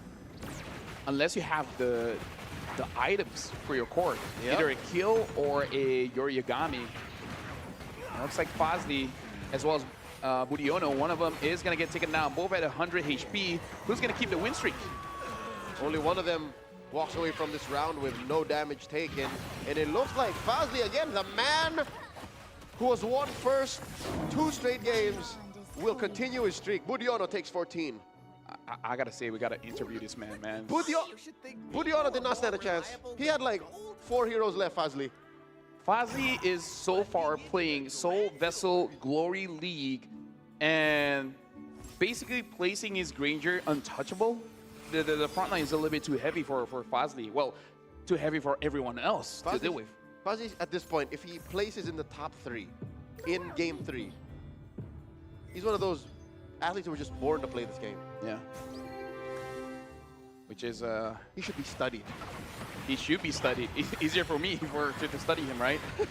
But so far, Budiono now going up against Arif, the other Malaysian representative. Looks like gonna claw back a little bit of a revenge, dealing damage onto Arif. Speaking of which, we're looking at Gun taking damage from Intachak. They're taking each other out. Okay.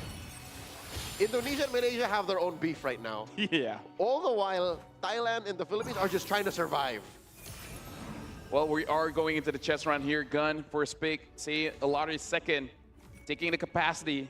Alari, does he want to get a Akai? No, he goes for the KOF. Now, that's huge. Now, he has to commit. He has to commit. It's a telegraph. You have to commit. The question is, which 4 costs is he going to put it on? Who's the boss? We saw a Valentina with the KOF. We've seen the Kadita with the KOF. We'll see who will he put it on. Okay, so this is Elarde. He's still considering where to put it. Does not trigger the KOF synergy just yet. It's on the Freya. Oh, now that's scary. If the Freya gets on the tree. We saw previously, but Tusta tried it out, almost won it out. Almost. Probably needs one more backline carry and should be good. Yep. You had a frontline threat and a backline threat. You're fine. Eyes on Fazli right now. He already took damage, so, you know, gods do bleed. Going up against Ruiz right now. What's Ruiz rocking? Looks like a mix, but probably heavier on the Starwing, considering he does have that Harley. Oh, Xborg doing work. Ruiz makes the god bleed again. Fazli takes 12. Actually, now looking at it, I think Ruiz is going for Metro Zero. Yep. He's going for widespread. Yeah, built on that Ixia and the Xborg. Ooh, it's an early Xborg, sir. Yeah, speaking of which, Budiono just dealt damage onto Gun. We're at stage 3, round 2 here, folks. No one has been taken out just yet. But now everyone is at level 8. But look at Gun. Gun is level 9. Got to make sure you utilize that well, because no matter how many heroes you put, if they're under-leveled, you're going to suffer. Yep. So again, Gun right now, it makes sense that he's at 9. He needs to survive. He can only take one more hit. After that, next hit will be lethal. And this is just stage 3. Alarde as well at 9, but Batistuta going up against Intachak here. Notable that Batistuta does not have any, well, only has 1 2-star, but that's on the Atlas. Pretty sure not going to be able to carry it out here going up against Intachak. Batistuta taking 14 here, down to 27. I'm not used to seeing Batistuta this low with still 8 players left in the lobby. Just watch, he's going to somehow make a comeback. Dijang now gets taken down. Gun moving through, keeping himself alive, takes Fazli down to 72. Fazli's been losing back-to-back, man. Yeah, and now Budiono is at the top here, so now everyone is gonna get their go-go cards. Budiono goes for that reinforcement again. Fazli wants more re-rolls. Elarde focusing more on the synergy, and Batistuta looks like he's gonna play more on the mage, because if I'm not mistaken, he's just getting the items here. Yep. Fazli now keeping his Dijang at a level 1, so he's pivoting. This is the point of the game where he's saying, yeah, I'm gonna slowly let go of my soul vessels. It's not working out. Yeah, Stage 3 is where it happens. So looks like Batistuta did get the box of holy objects and an enchanted talisman, glowing 1, ice queen 1, as well as some gold. And looking at his lineup, I don't really see a lot of magic damage here. So I don't know whether it's going to be worth it, because he has to pivot. He has to go for something like a Valentina Kadira. If he can find it, but you're also committing hard into a Freya. Mission underway. And look, he commits into that Saber too. So it's a long-term conversion. With 27 health, we're going to see if he's going to make it That's here. what I'm worried about. That's why, as I said it, long-term conversion. You don't have long-term, sir. You can only take 2 hits. Gun now, 6 Stargazer, 4 Mages, 4 KOF, 10 slots. This is the best of the best that Gun has right now, just opting to start up your units. Can Gun survive? Gun is holding on. He can manage 1 more hit. Intachak here at 7 Starwing. Comes in through the back. The Saber finds that Ranger. He's still going ham. This Golden Staff is helping him cast more spells. I think Intachak's got this. Looking pretty strong here. The Freya basically 1v3, 1v4, sustaining crazily, all the while Harley does the damage as well as the Saber. Looks like Budiono is going to keep on that win streak, taking down Ruiz. No one is eliminated just yet, but we do have to say Gun is probably at the last put here. Oh no, Batistuta is at the last put. Yeah, we did not check in with Batistuta, who again, we said he has no long-term. He literally is on a clock. It looks like Budiono is going to go up against Batistuta because he's open port at this point. Oh. So it's the 11th hour. Budiono's reserve is compromised. At this point, Batistuta is like, I forgave you the last time, but now I cannot. Not now. I don't have it in my heart. I can't have you eliminating me. It's the 11th hour, sir.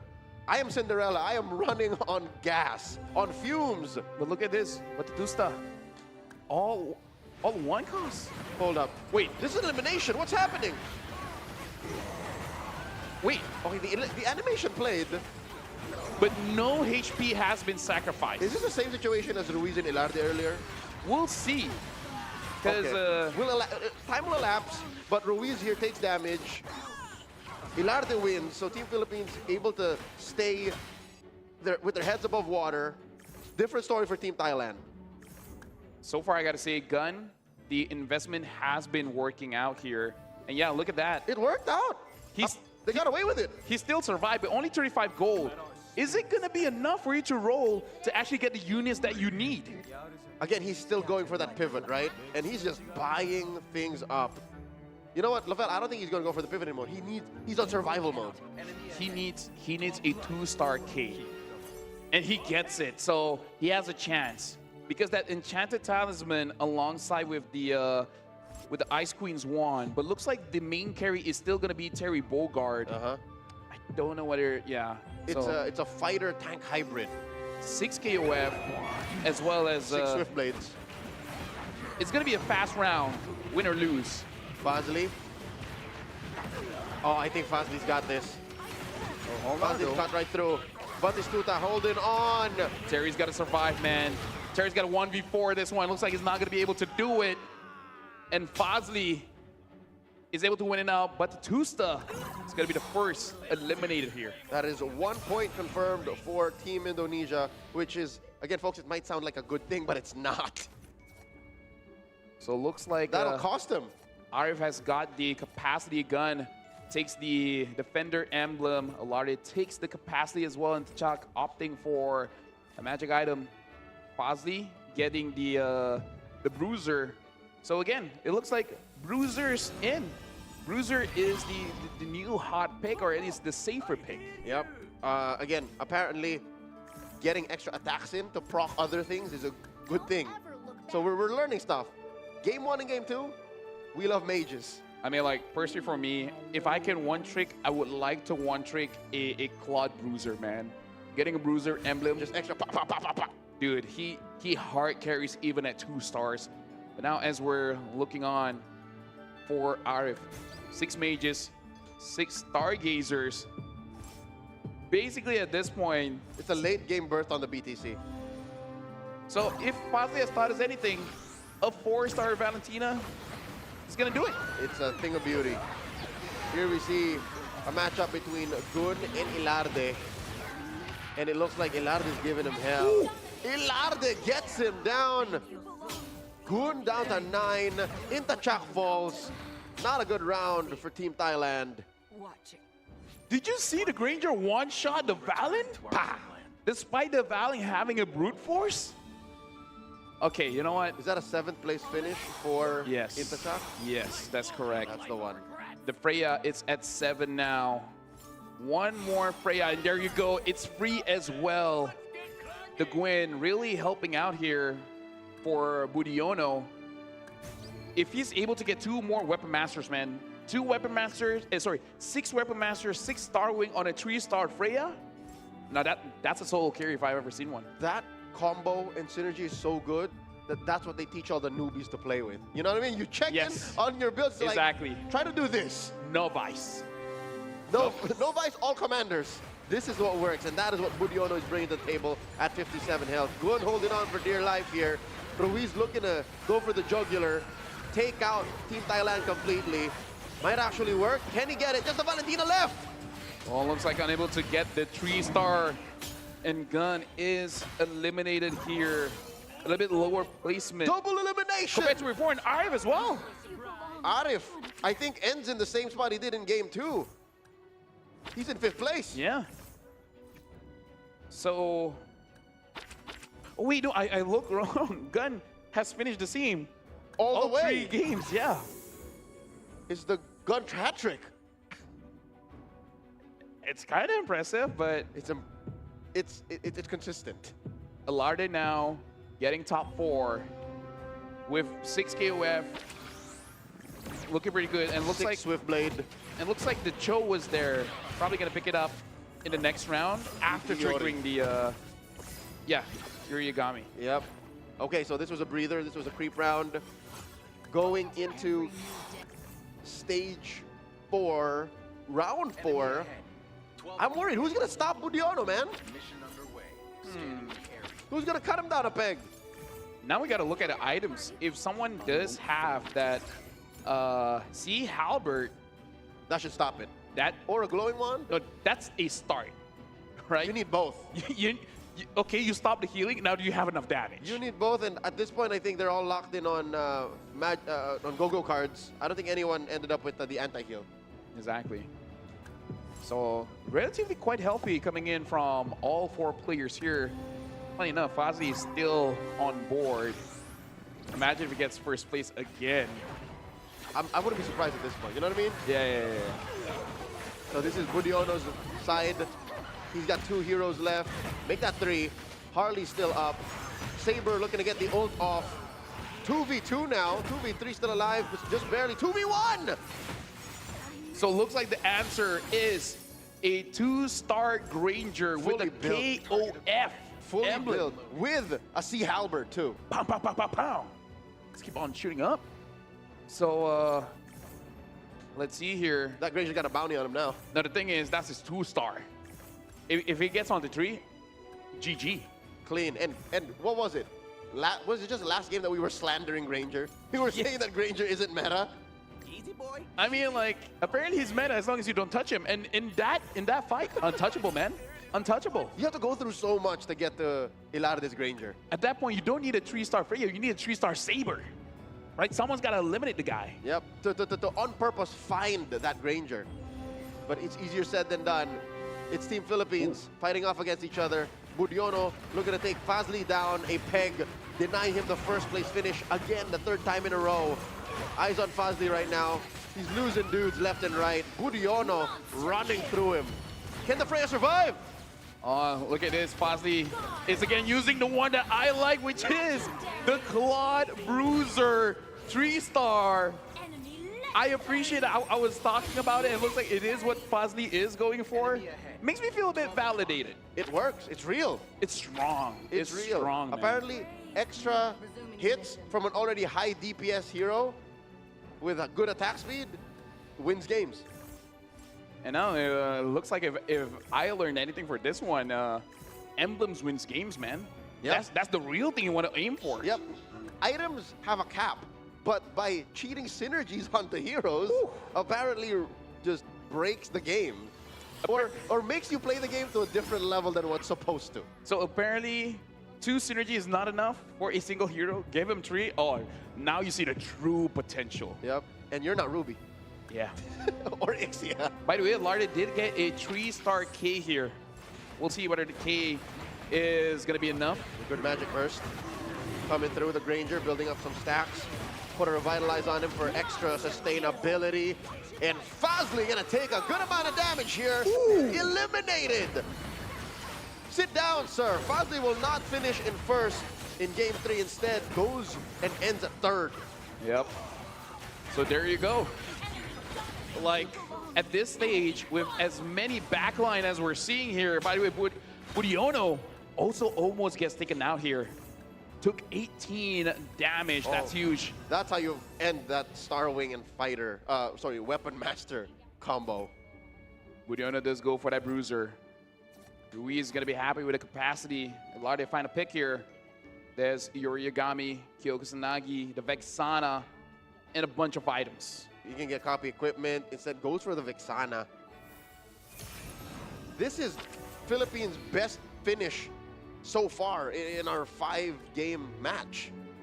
So Ilarde did finish second just now. If he's able to get first place here, that will really carry the placement for the team. And the fact that Ruiz is still there, they might be able to get number 1, if not maybe first and second. Yeah. Yeah, best case scenario, first and second. Worst case, second and third. But based on how the last round happened, again, how can one magic chest opening really change the face of the game that quickly in one round, in one go? Budiono might die here. This might be his final round. So now we're starting up here. Look at that huge Granger, man. With a KOF as well, War Axe, as well as the anti-heal. No one is touching this Granger. Granger is free. Benedetta can touch him.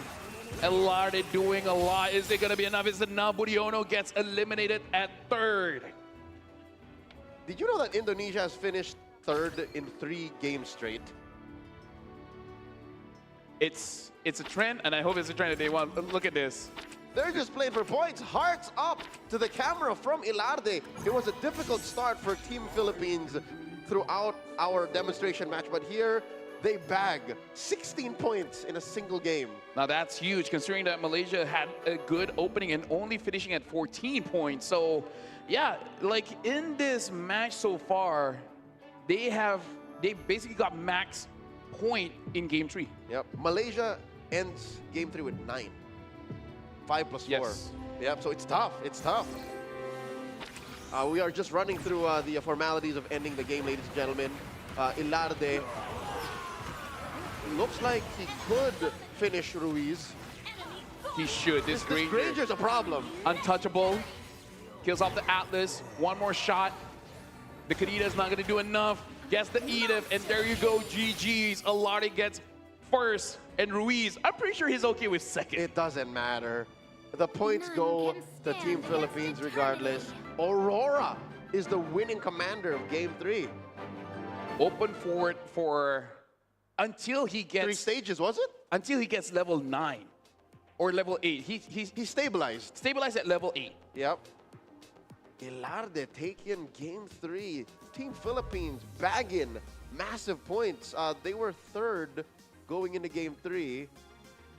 Where does this put them now? We'll do the math later, but real quick, let's review the synergies and the heroes that our athletes were able to build up. This is insane, getting a 3-star on K and 3-star on Granger. So one going for the back lines and one going for the front lines. Yep. One burst and another just a solid DPS from the back that no one can touch.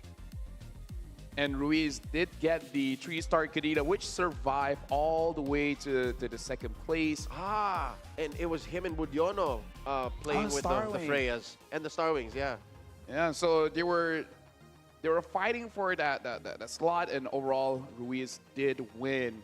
I myself never had a good Swift play game, but hey, hats off to them. Penetration is a weird thing to play with. I don't know like how to take it to the next level. Same. And to make it count. So we see Malaysia still on top of the food chain right now at a gold placement after game 3, 36 points. Team Philippines catching up to 31, and then Indonesia's had a tough time here in game 3, only at 25, and Thailand at 19. We have 2 more rounds here, folks. Round 4 and round 5. It's heating up. Thailand, if they want to keep themselves in the game, at least a podium finish, I believe that both players needs a top 4 finish for both rounds. I'll do you one better. They need to pull a Team Philippines from game 3. They need to place themselves in the top 1, 2, 3 to confirm and not have to sweat it for game 5.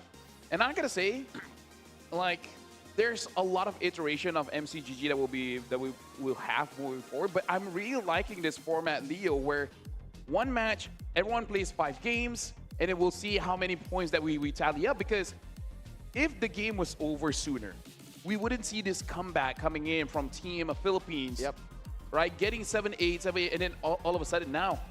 The push and pull and the suspense, the thrill of how far can you take your open fort is so palpable with this kind of format. Not to mention the simplicity of following what unique commanders are allowed per player. It's great for people who are so invested in Magic Chess, and it's good for people who are just getting into it. And I feel like this is an amazing viewing experience for the audience, because these are really amazing games. Amazing to the fact where even we ourselves, we know what's going on, but it's really hard to catch up, because we did talk about the speed and how your brain basically moves at buying, selling, switch here and there. They're moving at an incredible pace. Yep. Not to mention how you read your opponent's line of play and their course of action of buying and selling as well, their positioning. Again, this is the best of the best, the cream of the crop when it comes to MCGG athletes, putting on a clinic, a show for this demonstration here at the 33rd SEA Games in Thailand. I am blessed, sir. I'm learning so much. You know how when we are able to call good MLBB matches, like in the World Championships, in the Mid-Season Cup, you come home, you go back to your hotel, you come back home, and you're like, I want to play more. I'm getting that vibe now, just 3 games in. Dude, after this, I'm gonna play quite a few matches, considering the fact that Emblems is the key difference here. We're learning things. Emblems is key. I'm gonna one-trick Gushin for a while, and maybe open for a bit so that I can get that priority. Speaking of which, make sure you guys follow MCGG on Facebook, because we might be seeing more tournaments for MCGG, considering that, like us, we cast MLBB, but this one though, this is intense as well. It's a nice palate cleanser, and it's a game I'm slowly falling in love with. There is a Facebook milestone we're trying to chase here in MCGG, so please go ahead and scan that, join in. This is not just for prizes to be won. If you like and follow MCGG on socials, they sometimes share like synergies and tips. Yeah. So it would not be impossible that what you watched here will be covered on these pages. So go ahead and follow through so that you don't have to scrub through the whole stream or listen to us like wow and just bawl over what we see. You can follow them on social media to get the TLDR. So tip number 1, play Econ. Tip number 2, pick up the emblem when it is available. Yep. And tip number 3, probably learn how to open fort safely, because I feel like that's the thing that I try to open fort, but I cannot do it safely, man. It's a tricky way of playing and almost just as difficult as playing sustain. That's a big community question is, how do I make Starwing Weapon Master work? You know what I mean? 'Cause Yeah, yeah. when you play Marksman or you play Soul Vessel, it's clear DPS. But playing Sustain is almost just as tricky as playing Open Fort, because there has to be a pivot wherein I have to deal damage now. Where in Open Fort is I have to stop dying. Exactly. And now we are jumping into game number 4 in this matchup. We got to talk about the commanders here. RF now is going for the Popol and Koopa, and quite a lot of 1-1s here, including Fozzie is going to be using the 1-1. Intichag is going to be using the Gushin gun on that Paquito. And let's see here, a Guinevere for Elarde? Huh. Okay. So Okay. Elarde is still playing Econ. Clean. No alien or unfamiliar commanders just yet. Nothing from out of left field. I'm not complaining, folks. Again, this just shows that MCGG has a set meta for now. There's a path to follow. Early openers, synergies. This is a good start. Lafel, this one's after a heart of your own. Budiono with Defender and Toy Mischief. Yep. Honestly, it is a pretty good opener, but I basically use it only with Karina because I like the early pop, the Shadow Blades with it, making sure that I do have a pretty good finisher. early game. Yeah, exactly. It makes up for the lack of damage. Exactly. So they have damage-ish, but they don't have a finisher. So Karina really does help out. Yeah, because that could be the difference. The finish on the Shadow Blades could be the difference between just winning and not losing. By the way, we do have to say this. I think Budiono just used the gloves pretty early on to get a 2-star on the Minotaur. Yep. So that is a pretty interesting strat, trying to make sure that you survive. But, I mean, he didn't lose a lot of HP, but he still lost some HP. Yeah. I think best case scenario, what he was going for was to not lose at all, right? To keep up a small streak early on.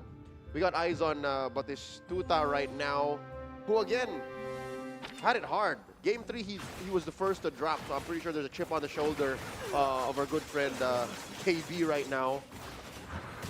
He is losing ground to the hands of Fazli, who again, for the first time in our match, did not finish first. And that's damage over to Batistuta right now. There's no way Dijang wins this. Yeah. Fazli hitting a Corp is still pretty good, though. And in a way, 1-1 is a pretty good fourth pick in the game, considering the fact that it does damage, but if you can get a kill on the 1-1, there's still some econ. So it's a good split in the middle, right? You're still kind of playing econ just with a little bit of damage. It's a little halfway. Yeah. It's a hybrid kind of commander. Eyes on Ruiz right now, who finished second in our recent game. This man is swimming in synergies. Lafel, look at this. Mage, Beyond the Clouds. Stargazer, Beyond the Clouds, he's going to start stacking up. And Toy Mischief. That's a very early Beyond the Clouds, by the way. So in the early to mid, maybe you won't see much, but by the time he gets 60, 70 stacks on that Beyond the Cloud, you're cooking. And at that point, you should be at least level 8. Yep. So you have your main carry. But if there is something that we learned about Beyond the Clouds and playing it well into the late game, I don't think Ruiz is expecting to keep it. True. Yep. True. You know what I mean? Like when you do get past level 8, level 9, stage 4 onwards, if you get maximum benefits from the damage it provides, you're willing to just shuffle around and change up, like pivot into the late game. You know the annoying thing about Beyond the Clouds? I'll talk about it just a little bit later, but now we're jumping into the chess phase. The only forward cost is going to be the Guinevere, and looks like Arif wants that. Intichag gets the Witcher Crown, but Batistuta getting anti-heal, Fazli getting the War Axe, Ruiz getting some heal as well from the Ice Queen wand. Okay, Budiono investing in the sustainability, the Oracle. Gun, taking that Magic Chess exclusive item. All right, going into stage 2, round 1. What are you going to say about BTC? The annoying thing is the hero itself, especially for Kagura. So Kagura, Savior, Edith. Yeah, Edith is amazing, honestly. Edith is good. Edith's a core. Yeah. The problem is Kagura is the skill that she's using in this iteration of MCGG. She throws her Seimei Umbrella at a straight line, and it's very slow animation. So sometimes she dies before. No. So as it's traveling, the units have moved away. So it's nothing. I think that's worse than her dying because it's clearly useless. Exactly. Xavier is good because the AoE is pretty big, but the same way Umbrella, it's so frustrating when you see it travel and you can see It does nothing. the Saber is walking forward and dodges the Umbrella. Yep. Again, there is some coordination with your lineup and reading your opponent's placement for that Kagura to work, but I get it. I get you. But again, that's why it's a minimal kind of synergy. You only need 3. Yeah. So if you want to max it out, maybe that's when you risk having the Kagura. Going into round 2, stage 2, Gun has yet to take any damage. Good start for Team Thailand, who, again, is currently struggling. They're lagging on points. And I would say the one that, in a way, got the most out of the chess is Arif on the Guinevere. The question is he going to play around it? Because now you have options to play Aspirants or go for the Bruiser. And we've seen Bruiser being quite a big deal all throughout, and you don't have to fully commit. Even going for 2 Bruiser is honestly enough. And now we're looking at Gun here, going up against Arif, which we did just talk about. So far, it does not look like going for the Aspirant, and Gun is not having enough damage. Looks like Arif will be taking this one. Or will she, though? Hold on. Actually, Xavier, at the end, is able to clutch it out. Arif takes 11 damage. Gun is on a 5-win streak, not taking any damage so far. Gun holding on to that streak.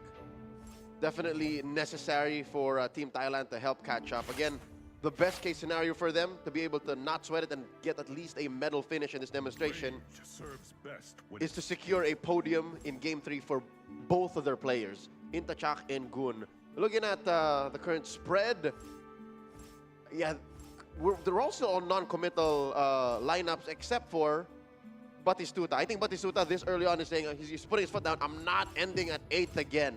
Early Metro Zero start.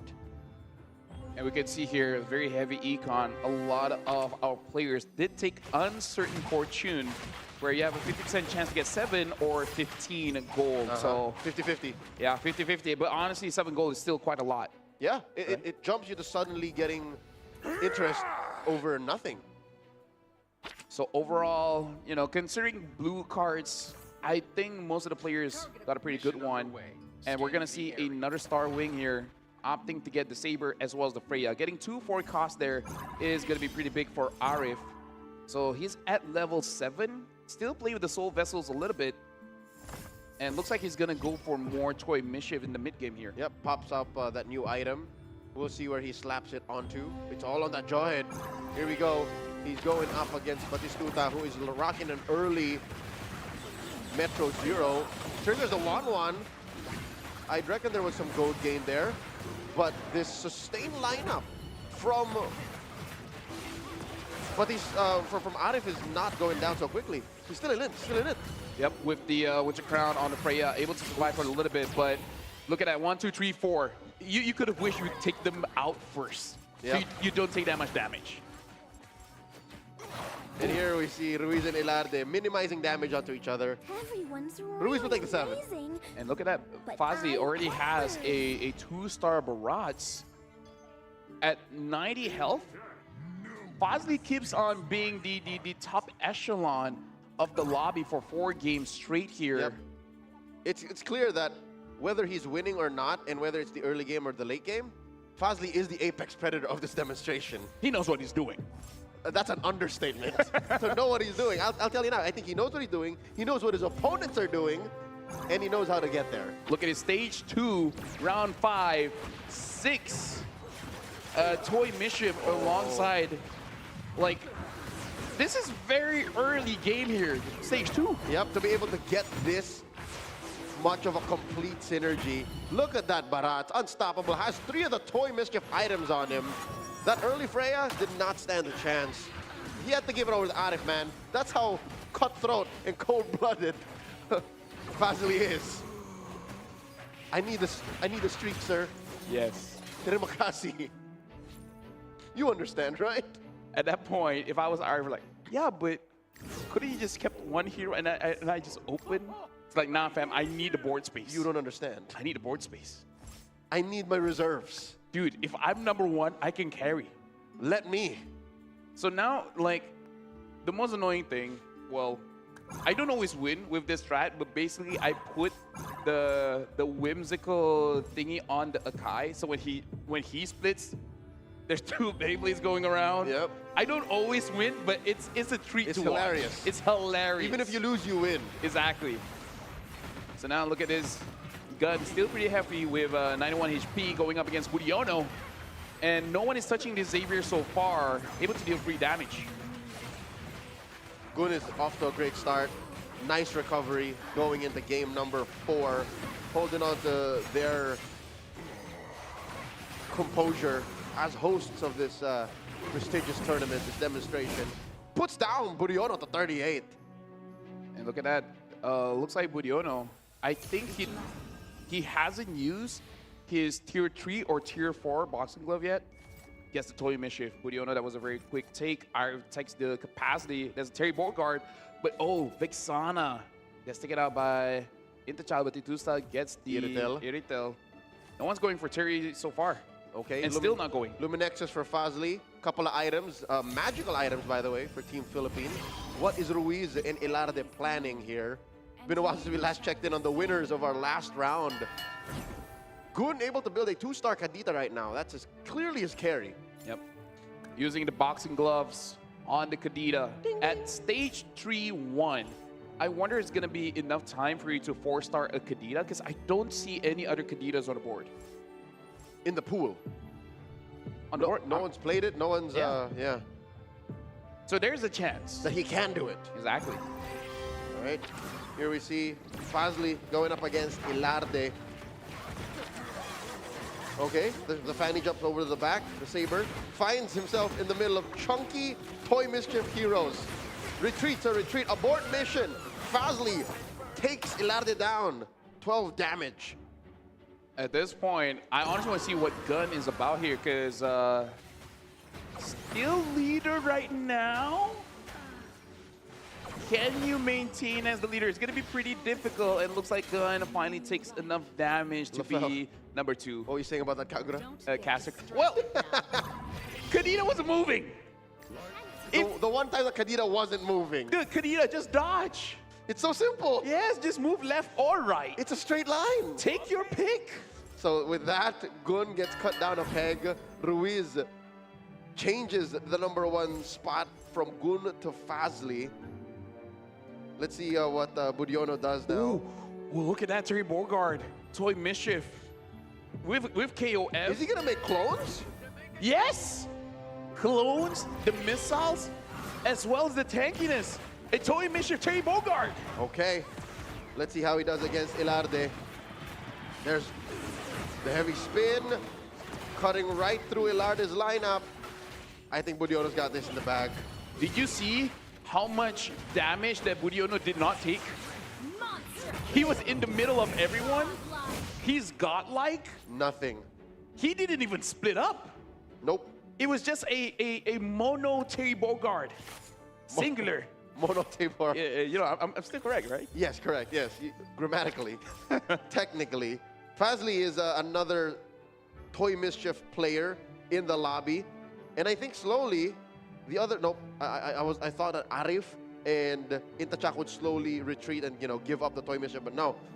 That's what Budiono and Fazli are competing against. And looking at Gun, looks like Gun really is aiming for those refreshes with both the blue cards as well as the purple cards.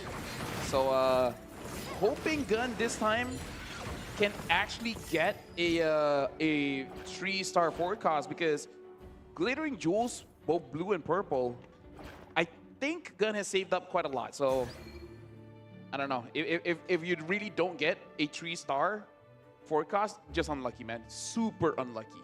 Hey, we don't know what the other players' reserves look like. Somebody might be holding on to the 4-star that he could use.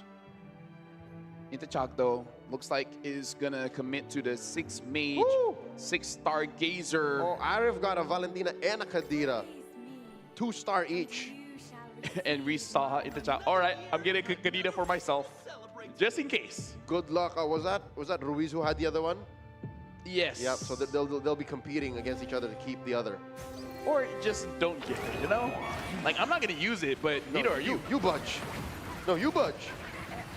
Intachak versus Arif here. Arif's Toy Mischief is running through everything. Intachak. I don't think Saber's gonna survive this. Yeah, the Kadita is proving to be just a little bit too much. We're at stage 3, round 4. We might be seeing an elimination soon. So this is going to be pretty scary for Budiono, Intachak, as well as Batitusta. And honestly, Batitusta is at 34 HP. I think before stage 3 ends, we might see one fall. It's very possible. Was that a 3-star Claude? No, it's a 2-star. 2-star Claude, all right. Yeah. Too fast. Edith now put up 2-star for Arif. Valentina as well, building up for Ruiz. So it looks like the lobby is like, let's not see any 3-star Valentina. Let's just be happy with 2. But Everybody's hate drafting. here's the thing. If the lobby is able to take down Batitusta and Budiman quickly, this is going to set Indonesia back so far behind. And it will shoot everyone up. They only have 25 points at this point. They can't suffer a below top 4. Yep. From being Malaysia's rival in the early stages of this demonstration, they are closer to actually dropping even out of medal contention. This is tough. This is very difficult. Intachak gets eliminated here. We have our 8th place, a point for Thailand. And look at this. Budiono able to win it out. Probably thinking his lucky stars at this point, because you do want to get that podium finish. Now, Batitusta gets a 2-star Kadita as well. I don't know if anyone is going to be able to get a 3-star here, and Elarde, open port, probably going to go up against Ruiz. Who is currently top of the lobby right now. Ruiz is not in any bad shape at all, but Elarde, man, he had to sell off the Fanny, had to sell off... to pull off the open. Exactly. Yeah. So the recovering phase is going to be hard to recover from. That's one way to put it. He decided to tuck himself in 6 layers to make sure Ruiz is warm and Ruiz continues his streak. You're seeing Arif right now go up against Batistuta. I don't think Batistuta is going to lose here, not just yet. Budiono, though, is in a real pickle. We're just looking at the matchups here. Arif taking 15 damage.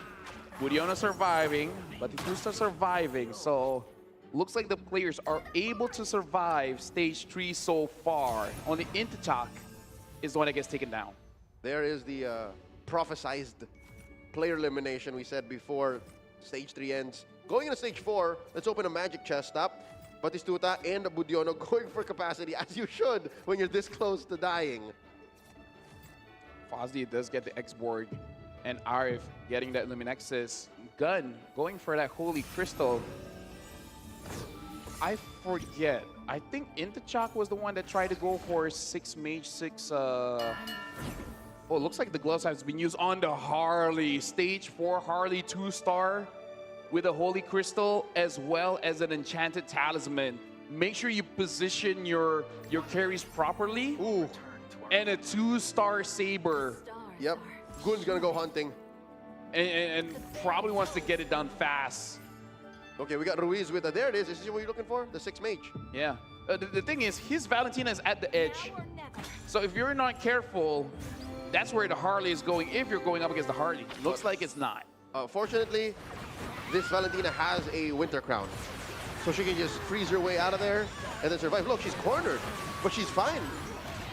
Well, fine right now. Does get hit by the Toy Mischief, Terry Bogard, and still punching out, but actually not surviving against this Valentina. God.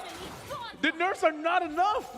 Budiono is our 7th placer. Gets eliminated. 2 points for Team Indonesia. And again, that's not what you want. At this time, Batitusta with 3 HP. Like, Budiono is looking at him and be like, can you get top 4, sir? Yep. The MCGG fans from Thailand, from Indonesia, some of them who have to fly out here to watch in Thailand are sweating. They're sweating bullets because it's all on Batistuta right now at 3 health. At this point, you hope the bullets can be changed into gold so that he can roll a little bit more, because this is do or die. One more Kadita is needed. but no more gold. No more gold. So we're going to see whether Arif, with a bunch of Kadidas on the board. Okay. 1, 2, 3, 3 Kadidas. I did not notice that Arif was also on the edge. He is cheating death right now against Ilarde. And Ilarde still has 3 heavy hitters on the board. 3 left for Arif as well. We're going down to small margins. The Saber finds him. It's down to the Kadira. And that's it. Ilarde eliminates Arif. We're down to 4. And that... Oh, down to 5 still. Yeah, that was a... But he still lives. That was a clutch Winter Crown timing, because if not, the Kadira could have actually gotten that kill. And maybe Arif would have survived. But, you know, quick peek at the 5 costs still in the pool, and the 4 costs as well before we go into this creep round. The Kadira has opened up a bit. Oh, Fazli. Fazli needs 2 more. 2 more Terry Bogard. So basically the entire lobby has to be like, I don't need it, but I'm gonna get it. Yep, I gotta keep it away from the consistent first placer. Orange buff gets taken care of here as they go for their items. Dude, Batitusta, imagine if he clutches it. Actually gets to top 4. I mean, he does bomb rush level 10. Yes. So he's in the best shape he can ever be in this whole game 4. He just has to... It comes with execution now. Look at how scary Gun's board is. A 2-star Vexana, a 2-star Harley, a 2-star Kadira, a 2-star Saber, and a Freya to boot. So no 3-stars so far, but this is a very good spread. This is basically the character who has no weaknesses. With 4-star Gazer, you're gonna see a lot of ults being cycled through. Especially coming in from this Vexana, which does have that glowing wand. So a big AoE anti-heal coming up. He's going up against Fazli's mirror as the real Fazli goes up against Ilarde. Oh, looks like it's not enough. Oh wait, this is actually Batistuta. Oh! He wins! He eliminates Gun! What? Yo, Batistuta is having a legendary run here. Taking out Gun. Okay, now for reals, we are down to our top 4. Team Thailand eliminated out of game 4. I'm very proud of this guy, but a 3-star Terry Bogard. This is where Fazli starts to become a bit scary. And we gotta say, every single round that Fazli plays, he's been at least top 4. His lowest finish was in game 3. Luis, though, having a complete... Oh, this is a lot of synergy. 6 Mage, 6 Stargazers, 3 Beyond the Clouds, Mortal 2 Rival, 2 Limit Nexus, Max BTC. All he needs is 3 more Valentina. And then you're good. He can do it. I think he's only really competing against... No one. Oh, it opened up again. Yeah, no one is using Valentina anymore. And look at this, going up against a Granger, though. Can the Valentina do it? Dude, if you can take the... Oh! You took down a 3-star Granger. With a 2-star Valentina, a clutch freeze once again. The Barats, though, Fazli now has a 3-star Barats, a 3-star Terry Bogard. But look at Batitusta. He needs 1 more synergy to get 8 on the Metro Zero. I don't think he can do it, though. He has no more gold, but he does have a 3-star on the Claude. All right, he's trying to juggle. Other players are checking in. They're seeing what he's up to. And I think they're aware that he's staying at 1 gold with no way to shuffle around. So he's stuck at 7. His Metro Zero not hitting its full form. But look at Iritel and Claude, both on one side. If a big AoE hits on these 2 carries, it's going to be bad. We got to look at which one Harley's going to target. Oh, look at the damage, bro! What? I think Batistuta's got this. Batistuta 2v1 gets eliminated. Ilarde makes sure that him and Ruiz once again finish in first and second. What? Dude, talk about the comeback. Dude, this is pretty legendary coming in from the Philippines. Coming back from a number 8 and 7 finish in round 1. Back-to-back 1 and 2 placement. From being 3 points down, and from just barely being out of medal contention, they are currently #1, no doubt. Ruiz and Ilarde are now just playing as a formality once again after hitting this right in Game 3. Pull a back-to-back first and second place finish in Game 4. The only way Malaysia can keep up, basically Fazli needs a first win again. And then top 4 for Arif. Arif, correct. Because so far, I gotta say, Let's see if the match checks out. Arif does finish quite low more often than not. Oh yeah, for Especially- sure. Yeah. Fazli is the Apex Predator still on a singular basis. If you're looking at individuals, single athletes, he is that. But as a duo, Ruiz and Ilarde are a scary pair. This tag team from the Philippines, one of them a former coach in the MPL, and the other found his footing in this community in MCGG, are doing their rounds. Who's gonna stop him? And there you go, folks. The round is finished with Ruiz being number one, basically trading places. It's like you 1 got- and 2, 2 and 1. Yeah, let's trade. That is looking amazing for Team Philippines. And the biggest shock for me, Leo, I could never make a Valentina work. I could never make the Valentina look scary. Nothing like this. Conceptually, you get why it's scary, but you can't make it work yourself. Exactly, yeah. And here, the athletes from these 4 countries that represent those competing in the demonstration game just treat it like a weapon. It is a scalpel precision weapon that has won, what, 2 rounds now? So what I learned is that if you want to make a Valentina work, you got to go all in. Like, you know, 3-star is amazing, sure, but basically you got to play around the mage. She is her, basically. Stargazer, yeah, but now we got to look at the points here. Separating by 2. Philippines just 2. now at 47. Malaysia at 45. Indonesia with 32. And Thailand with 24. So I think it's between these two now. This single-handedly confirms the Philippines ends with a silver or a bronze, minimum. Actually, look at the points here. I don't think it's possible for them even to get a bronze anymore. Yeah, but look at Fazli, the impressive run that he has had. 9956 points. Ilarde 1797. So I would say these two are in the running. Oh wait, Ruiz is higher, 2579. So I would say the good thing about Philippines is they are much more consistent after round 1. Yeah, if you ask me, after Fazli, right? Fazli had a monster start. But if you ask me between Ilarde and Ruiz, like who is the alpha between the both of them, I can't tell you because Ilarde is able to hold a better mid to late game. Ruiz can just kind of close off. But I know Ruiz. He is a friend of mine on MCGG. He's at about 400 stars in MCGG. And we just ended the season, like 2 weeks ago or something. I mean, I'm still at legend. I mean, like, to be fair, there's no way either of us could play enough game compared to them. There's a reason why we're here. Yeah. And I gotta say, I like being here. This is fun. This is amazing. Shout outs to SEA Games here in Thailand. We're having an amazing time, a blast here. The games have been good, but now this is gonna be the final one, the final game. This is gonna be the most crucial pick of your commander. Because again, correct, you're running out. Exactly. People have played their Paquitos, their Popols, the their Guinevere's. Chos. We haven't seen much Lancelot.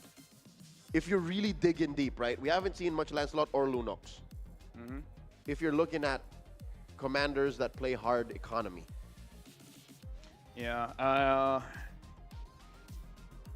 That's what it comes down to. We might see a full Lancelot. Like, I feel like some of the players have used Lancelot already, so... Maybe 1 or 2? Yeah. But, whew. Yuzhong's have been short too. We've been short on Yuzhong. We only have every lobby had Batutusta? Yeah, every lobby had like 1. Yeah. In like game 3 and 4. Let's see here. I'm trying to think of a commander that we have not seen when it comes to Econ. Technically, Cyclops is Econ, but you Econ after someone dies, so I don't know if you really want to count that It's one. not true Econ. Yeah. We haven't seen much what was that? I think it's really just the last. that we have. Aurora. We only saw Ilardi win with Aurora once. And then everyone else has just not picked the hero, the commander. I just yet. think Batitusta has used it once. Yes. Yes. See, so everyone else has that option still. So we're thinking it's gonna be a spread of Lance as well as Aurora.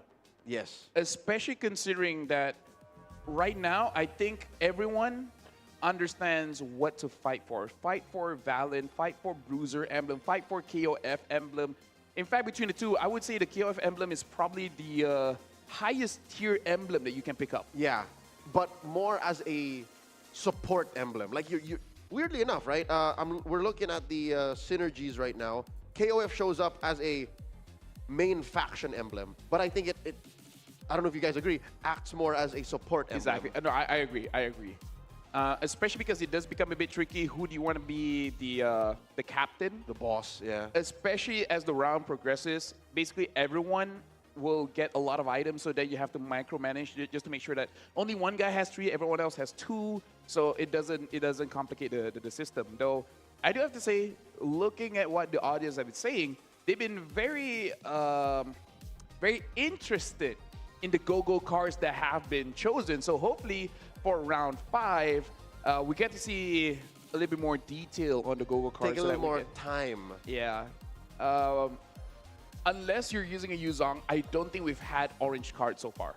Yeah. Right? Everyone's been getting blue and purples. Yeah, that is Yu Zhong's thing. He does upgrade the cards exclusively. Yeah, meaning we don't have a round where everyone has orange cards so far. Yeah. It's really the star of the show right now is the Valen, but in my observation, you kind of have to go all in. You got to make sure that the Valen has a Sage Mage, a 6 Mage setup. Preferably, you want at least 4 Stargazer as well. Yep. If you can get a Stargazer emblem onto that Valentina, you're looking at number 1. Yep. So basically, don't bother with what your opponent's doing. Focus on you if that's your strat, Valentina. We got one Lancelot here in Budiono. A Moskov. Moskov in Ruiz, yeah. Hero commander we didn't mention. And there's the Valir. You mentioned a couple of Valirs, a couple of Popols, and the Karina in Intachak. You mentioned this too. Dude, I love our first combat commander in a while. Yeah, because, you know, the Leona skin. But yeah, Fazli on that Valir, basically in the first round of go-go cards, he gets 2. I don't know how I completely forgot about the Valir, but his first option is going to be crucial here, because once the power go-go card is there, does he go for the Valir go-go card and basically just toss it up to RNG what he gets, or he choose a different power go-go card? Okay, Fazli is cycling through, and it looks like he's getting the Cyclops power go-go card. Yep, he did. While everyone else ends up with theirs. Interestingly enough, Budiono picks up the Zilong power card. Oh, so he wants to get that Dragon Spear. I've seen some people get unlucky and basically roll around and still not getting the Dragon Spear upgrade. So the correct enhancements. Cyclops' power here is that he gains 8 gold, and when any commander is eliminated, gain 50% of their deployed hero's total cost as gold. I like that. I did mention the cap on that? No. Wow. So the longer he survives, the more he's gonna get. And because the larger the stakes, the bigger the body. I like that I mentioned Cyclops, because I do like using the Cyclops, because the condition is very hard to meet. But once the condition has been met, even you would be surprised as how much burst gold that you're getting per round once someone starts dying. The I don't want to say issue, but the way you play that is you have to make the right choices in the early game. Yes. So that you are in a good shape to try and bounce back, get that power spike when people eventually do die. So that means you're normal, strong, normal, strong again. So it's multiple power spikes. I would say open fort on a Cyclops is the scariest. The most dangerous. Because your commander doesn't really have mechanics that gets you get back into the game unless someone else is having a rougher time than you. It's eating something spicy with no milk on hand. I do like that, though. I like the challenge. But that's you. That's you. Maybe that's why I like the Cyclops. Very specifically, yes. Yeah. Speaking of which, I feel like the most important thing that we have to commentate on for this round is who's going to be getting that first pick, and if it's even going to be worth it.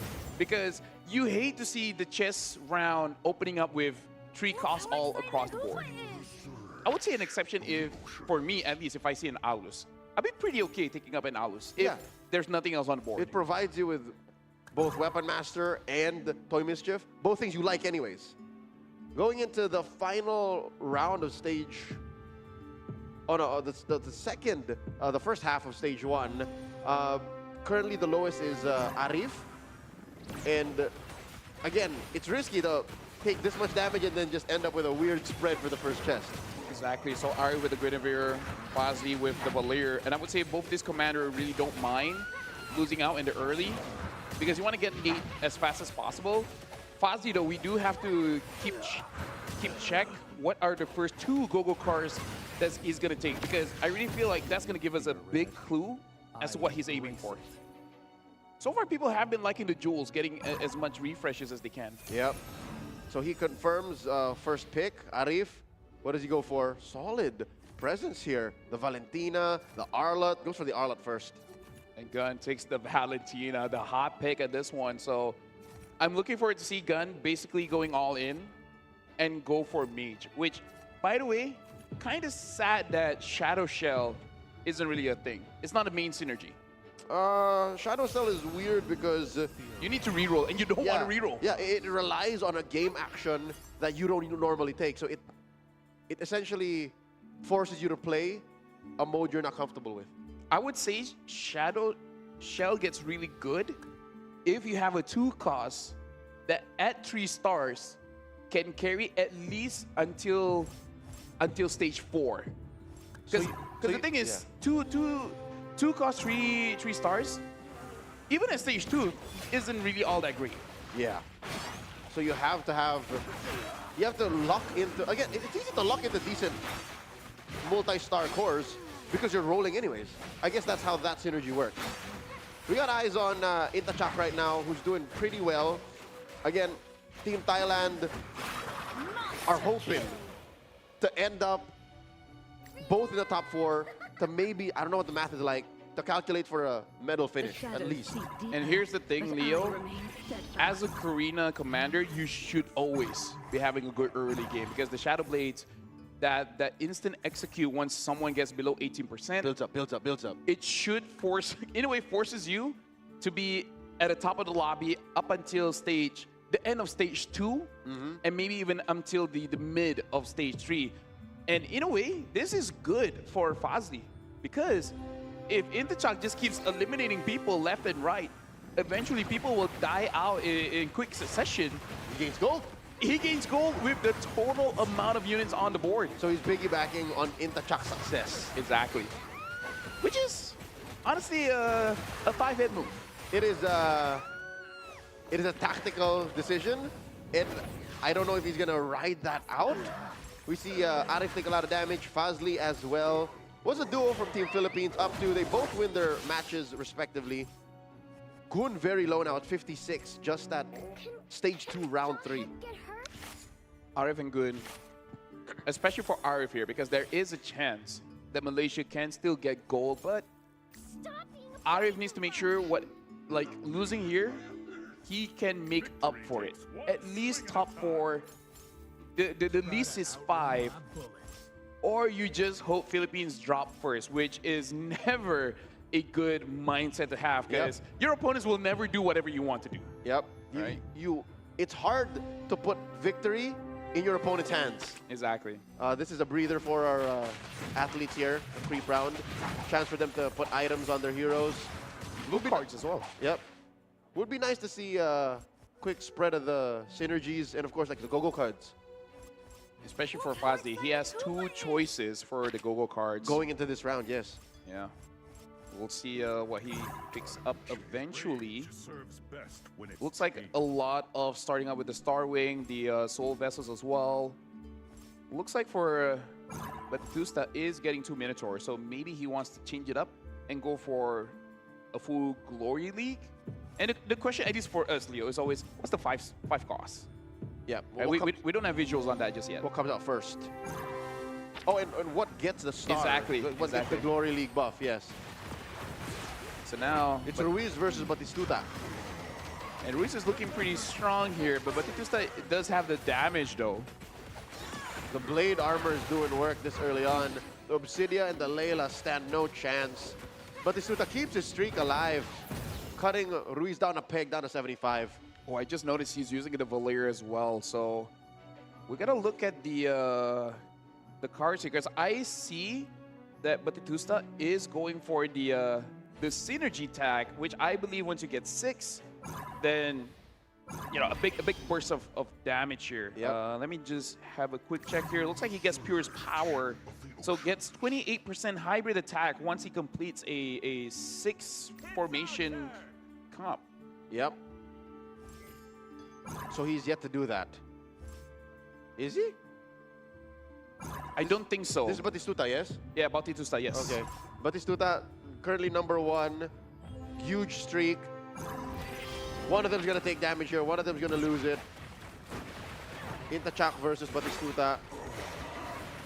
Did Batistuta? Yeah, he did. He pivoted into playing at least one Soul Vessel. Yeah.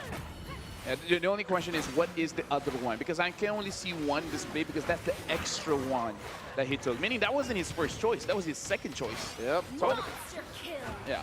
It's Uranus. It looks like it's gonna survive. The Uranus might win here. This is the strength of a Command Arena, man. Again, stage 2, you can survive. At stage 3, that's where it gets a bit iffy. Yep, that's where you lose your utility. But right now, he's gonna ride that out. Intachak still at #1. His teammate in Goon all the way down on the other side of the lobby. Dead last, 35 health. Should be fine though. Is there a power spike we're waiting on for this Popolin Koopa commander? I would say right now. Because right here, it has to happen now. Because most of the lobby is at 8, which usually there's at least one forecast. That's where you really start to see the spike here, and looks like able to get the Belleric. Yes, so that's a 3 cost. So able to get a bit of gold. All right, Gun does see that hero pop up on his lower right corner. This Valentina is holding on for dear life, gets popped up by the Saber, blasted by the Leslie. I'd hate to say it. I think Budiono might have this. Yeah, the Valentina, 1 star, no items. Not gonna be it just yet. Looks like Gun wants to get a level 9. Getting 60 gold here, should be able to get it. Yes, there you go. But not hitting that 20 gold economy. Gun is gonna have first pick, followed by Ilarde. Or does he go for the Valentina? We did mention how the 1-star Valentina isn't it. Oh yeah, something of a much hotter priority, the capacity. Arv though does get the Shadowblade emblem. Fazli. He really likes that Valentina. And considering that he's been getting those wins, can't blame him. Yep, you understand. We get it. Yeah, we get it, we get it. We get it. So we know that there is a Valentina on Gun. I wonder where the other pieces are so that Fazli can build it up to full. 10 now is the capacity for Gun. So he should be able to hold on, or else Batistuta is going to get some money. No, was it Batistuta or Fazli who has the Cyclops? It was Fazli. Okay, so this should give a power spike to Fazli as well. Yeah, because I did not catch what Batistuta got for his power Gogo card. Yeah. Budiono going up against Arif here. Arif cannot lose any more HP. Looks like the carry is going to be the Claude. Gets targeted though. Budiono Saber jumps into the back, finds the Granger, takes it down. This is getting into a really tight situation. 1v3 now. Arif gets it. Yeah, Claude was able to clutch it out. And this is the good thing about a Claude, even at 1 star, in the early stages of stage 3, is strong enough. But look at that, Ilarde already having a 2-star Claude and Gun having 2-star Saber. So the Claude should not be feeling all that safe because Saber is on the prowl. Speaking of which, Batistuta with 4-star Wing, 2 Shadow Blades, 2 Face Swapper with 2 Toy Mischief. Still not showing what he really wants to go for. Even having 35 gold, not going to be spending it. Probably really want to get to level 9 and then start saving there. It's a non-committal lineup just yet with a solid amount of econ to pivot from. Batistuta going up against Ilarde. Ilarde maybe has his heart on his sleeve a little more. He gets run over here. Ilarde's gonna take a lot of damage. For sure. But Batistuta, man, might be able to solidify Indonesia's positioning. It's gonna be tough for them to catch up with 32 points. Malaysia at 45, Philippines at 47, but at least they can solidify a placement finish. So now we're looking at the go-go cards here. Ilarde did take the glittering jewel, so going for more rolls, and looks like he's going for the other end of the synergy where he's building wide instead of tall. And is this Fazli? So Fazli did take the other econ card where you have 50% chance of getting 7 or 15 gold. Creep round incoming. Card. Oh, this is scary. Look at Fazli. Oh. The Stargazer emblem is on that Valentina. There's no So he's building up that monster again. One more Valentina in a 2-star Valentina, and now 6 Stargazer. So this is going to be the first power spike for Fazli. Yep. The second one is a 2-star, and the last one is going to be that 3-star. He's fine, basically. He has it fixed. He has it settled. Picks up that Vixana. Actively searching. Finds a 2-star Valentina. There it is. With 4 mages as well. This is a big power spike for Fazli. With a enchanted talisman, holy crystal, glowing. Winter crown. Winter crown with the beyond the cloud stacks. He should be surviving this. Yeah. Decent number at 50. Stage 3 level, round 4.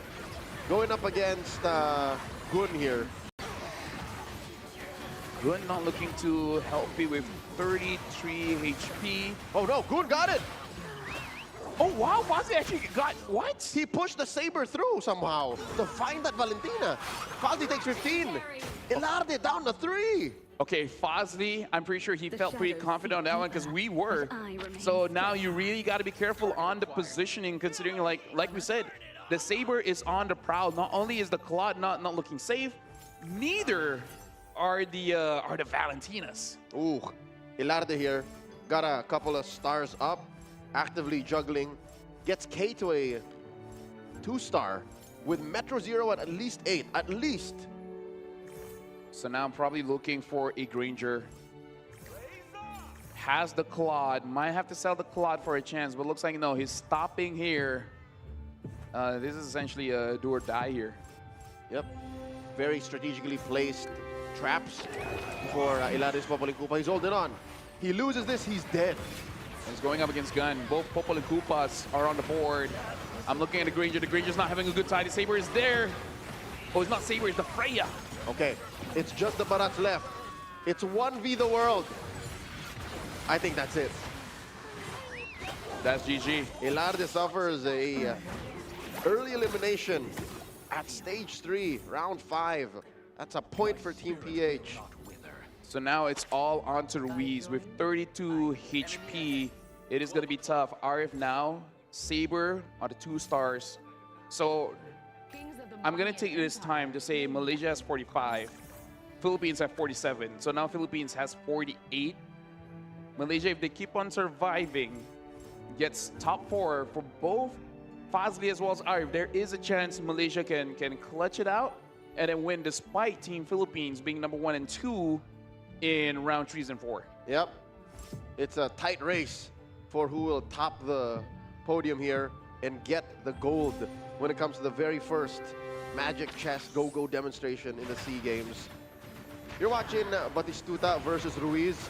Ruiz the only other hope to maintain that lead. And oh my God, Batistuta runs through him. I don't think his Airtel will survive. 6-star wing. Dealt 17 damage. Ruiz at 15. Down to his last loss, I believe. Yeah. It's gotta be. Enemy ahead. This is going to be a lot of pressure for Ruiz. Basically, on this chessboard, what is he hoping for? There's 3 5 costs, and he goes for the capacity gun. Goes for the Stargazer. Probably a very good choice there. Considering that I believe Gun still has at least one copy of Valentina. And we see the rest of the remaining athletes in this lobby pick up both emblems and items. We got Aizen Batistuta here. Ruiz raises to 10. So does the lower half, the lower bottom of the lobby. Yeah. I guess that's what you do, right? You gotta just get the numbers on your side so you just ensure you don't die. Like you said, even health is a resource. So I trade health for gold and hoping that I get to 10 pretty fast because we are at stage 4, round 1. The entire lobby is 9 slots or up. I gotta say, Leo, I feel like this is the longest that the players are able to survive the round here. Only one dropping before stage 4. That's right. I think we are at about on time with how game 3 happened. So now in the final game, 7 athletes remain. You're watching Ruiz get eliminated just like that. So at this point, I believe this sets Malaysia up to be number 1. And the crazier thing is, this is Fazli's power spike because he did get the Cyclops power card. Nice. So now 2, and that's an entire board, 15% gold. Yep. From the ashes of both Team Philippines lineups, Fazli builds an empire. I expect him to sit here on top with 68 HP for the next few, at least, rounds. Maybe going into stage 5 completely. This is why, right now, I am surprised why we haven't seen a lot of Valiers because both Valiers are topping the lobby here. That's right. The power of go-go cards. Exactly, yeah. Arif being the lowest HP now, the most likely to get taken down. Which is interesting. Because we talked about how you invest in items or you invest in stars on your heroes, right? There's another place to invest in, which is better go-go cards. That's still an economy.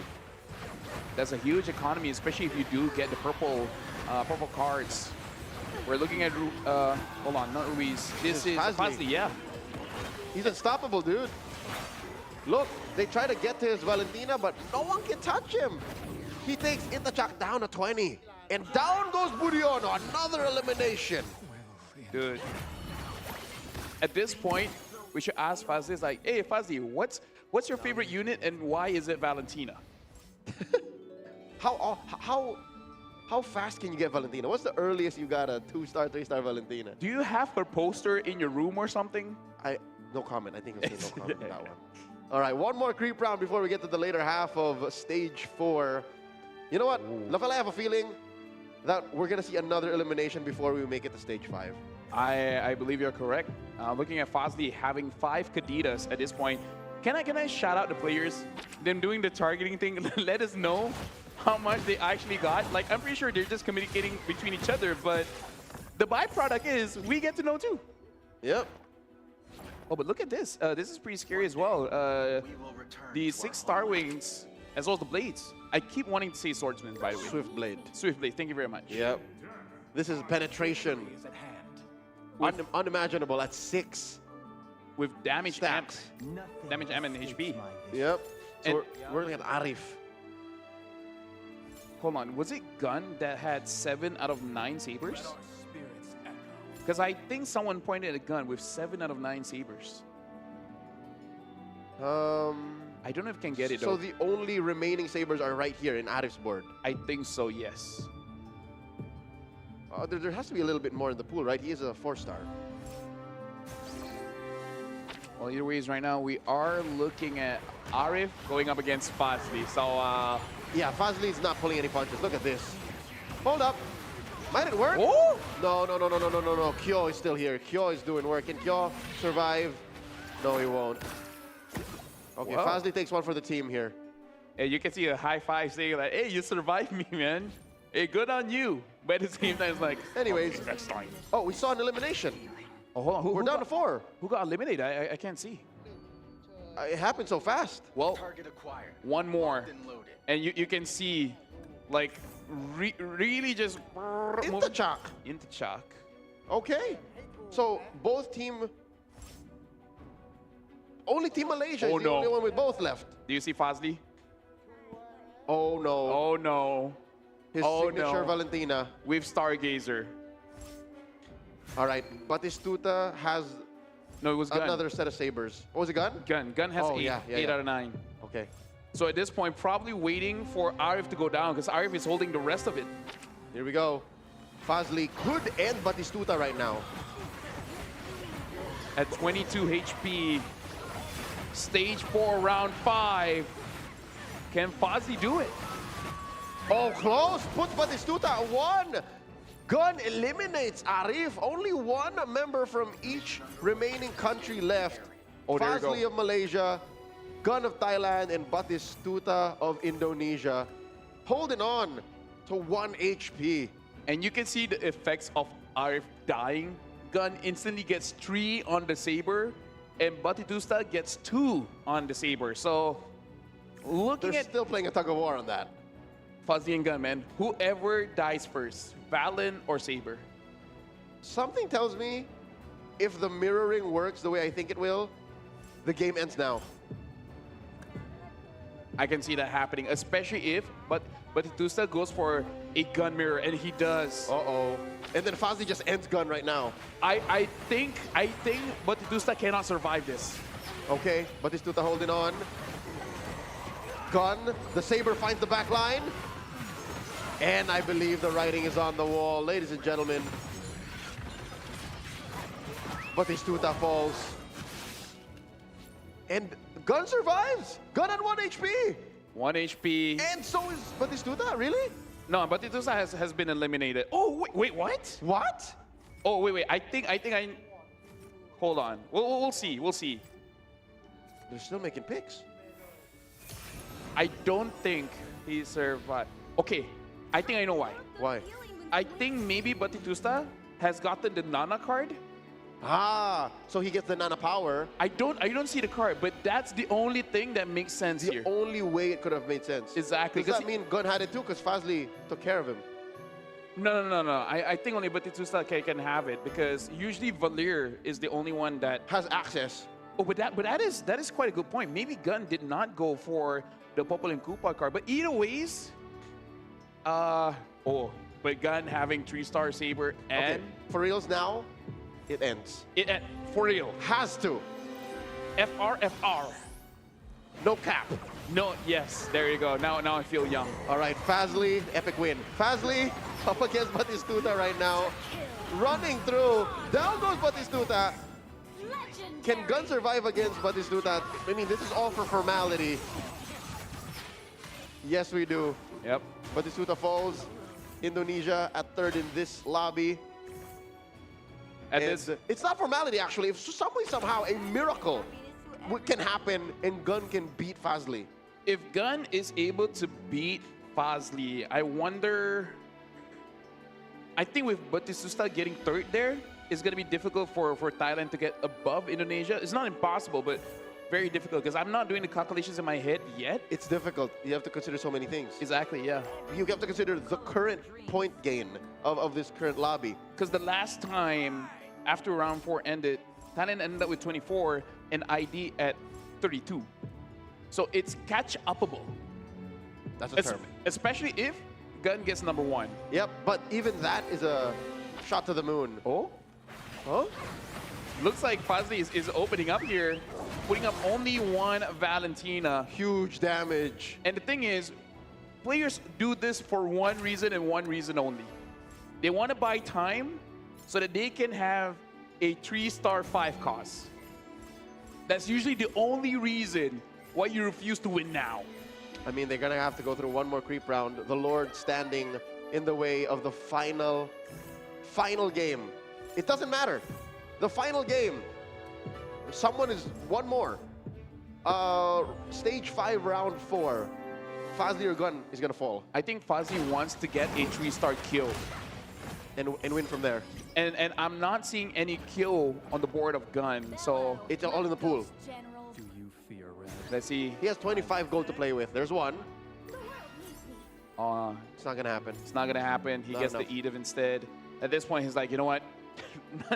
It was cheeky, it was a good try, but maybe try to end it out with just a 2-star Edith. Yep. Again, this is the difference between 2 points. But as it is between Malaysia and Thailand, Malaysia can afford to play this way. Fazli specifically, who has been a monster throughout the entire demonstration match. If he wins this, 3 out of 5 games, He won. he won. And not top 4, won. Number 1. A true apex predator. So I guess KB's information was correct. Gotta look at Malaysia, man. The players are pretty strong here. The final game. This hold on. Nope, Fazli wins. All right. It's that carry Edith that found its way to the back line.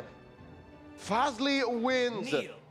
Another first place finish. 3 times he puts up the fingers. Ilarde comes over to congratulate Team Malaysia with Team Thailand in second place. Strong finish for our hosts. Yeah, look at this. Malaysia can be proud of the representatives because, yeah, like Fazli, he's been training, basically training publicly, live streaming it. He's a true ambassador of the game. This is looking up and up, and now the sportsmanship between all 8 players on stage, greeting each other, smiles all around. As for us, Leo, I feel like they're feeling the same thing, which is they had a lot of fun. It's good promise for what's to come. I think Magic Chess Go-Go has a great future, both as a competitive sport like this and as just a game that we all play every day. Considering that both Mobile Legends and chess is huge in the sports scene, I don't see why not. And as a caster here, definitely had fun watching all the players having a good old time. Almost like they forgot that this is a big competition. They're like, hey, you know what? I love this game. But now to solidify it, looking at the points, Malaysia ends it at 59 points, 50 for the Philippines, 41 for Indonesia, and 35 for Thailand. A good spread all around. Tight margins, even between gold and silver, 9 points. Another 9 between silver and bronze. And Thailand just 6 points away. Even if Gun did win, that would still put them short of the finish. That's just an additional 2 points. Regardless, it's a great showing from all 4 teams, all 4 countries, 8 athletes for Magic Chess Go-Go. What an opening for this week of esports competition. Yeah, shout outs to Fazli as well, the MVP, but those were the games. We will be having the ceremony after this, but for now, we are going for a break to set all things up. So, Leo, thank you again for casting this with me. It has been amazing. We're going to go for a break, but after this, we will see the award ceremony for MCGG.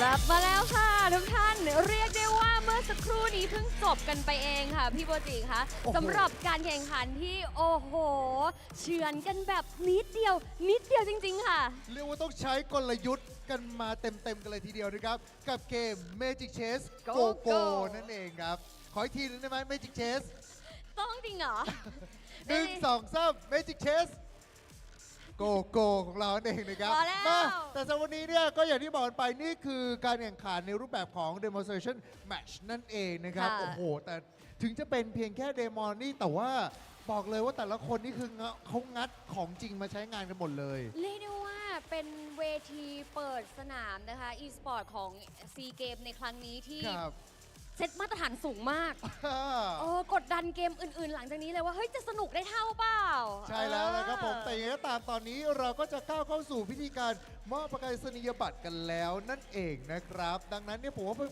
เป็นการไม่เสียเวลา ค่ะ เดี๋ยวเราไปพบกับนักกีฬาทั้ง 4 ประเทศกันอีกครั้งหนึ่งเลยดีกว่า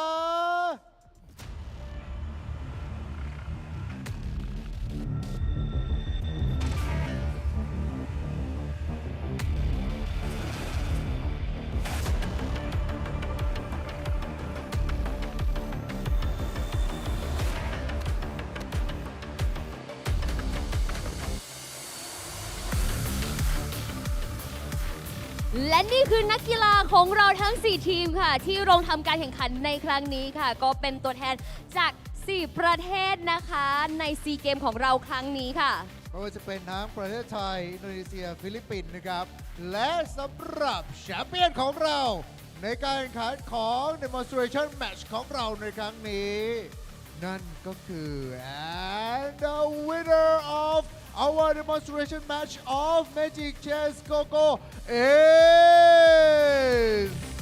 Malaysia! Congratulations! This is our champion from Malaysia Congratulations โอเคนะครับ แล้วก็ในลำดับถัดไปเดี๋ยวเราจะทำการประกาศมอบประกาศนียบัตรกันนะครับ เพราะฉะนั้นค่ะดิฉันขออนุญาตเรียนเชิญค่ะ คุณพานุพงษ์องคุณารักษ์เลขาธิการสมาคมกีฬา e-sport แห่งประเทศไทย ขึ้นบนเวทีเพื่อมอบรางวัลค่ะ ขอกราบเรียนเชิญนะครับพี่อมรของพวกเราเองครับ และในลำดับนี้นะคะพี่อมรของเราค่ะก็จะทำการนะคะมอบประกาศนียบัตรค่ะให้กับนักกีฬาทั้ง 4 ทีม เรียกได้ว่านักกีฬาทั้ง 4 ทีมของเรานะคะก็ทำผลงานได้ดียอดเยี่ยมมากๆ ทุกทีมเนี่ยคือทำให้เห็นเลยค่ะว่าพวกเขาทั้งทุ่มเทมีความอดทน แล้วก็มีวินัยในการฝึกซ้อมการเล่นเกมแบบสูงมากๆจริงๆค่ะ ใช่ครับจนกระทั่งสามารถที่จะทำให้เกิดในครั้งนี้ขึ้นมาได้ ถึงแม้ว่าวันนี้เนี่ยจะเป็น demonstration match ก็ตาม แต่เชื่อว่าด้วยศักยภาพของ Magic Chess Go-Go เอง ค่ะ นี่ก็สามารถที่จะก้าวเข้าสู่การแข่งขันหลักได้ แล้วก็มารอดูกันว่าในอนาคต Magic Chess Go-Go จะสามารถที่จะสร้างปรากฏการณ์อะไรขึ้นได้บ้างในการแข่งขันของพวกเราเองครับ และในลำดับถัดไปค่ะ เดี๋ยวเราจะขออนุญาตนะคะถ่ายรูปร่วมกันทั้ง 4 ประเทศถูกไหมคะ มาเลยนะครับ ตอนนี้เดี๋ยวจะเป็นการถ่ายรูปของทั้ง 4 ประเทศนั่นเองครับ Next we about to proceed to the next session which is photo session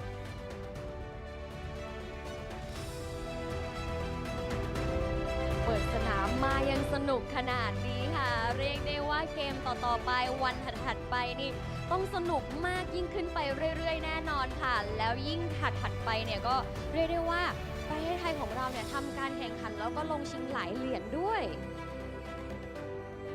แล้วครับผมแล้วในลำดับถัดไปนะครับเพื่ออยากให้ทุกท่านนะครับโปรดยืนตรงเคารพกับธงชาติของทางมาเลเซียในฐานะของแชมเปี้ยนของเราในครั้งนี้ด้วยครับขอกลับเรียนเชิญครับ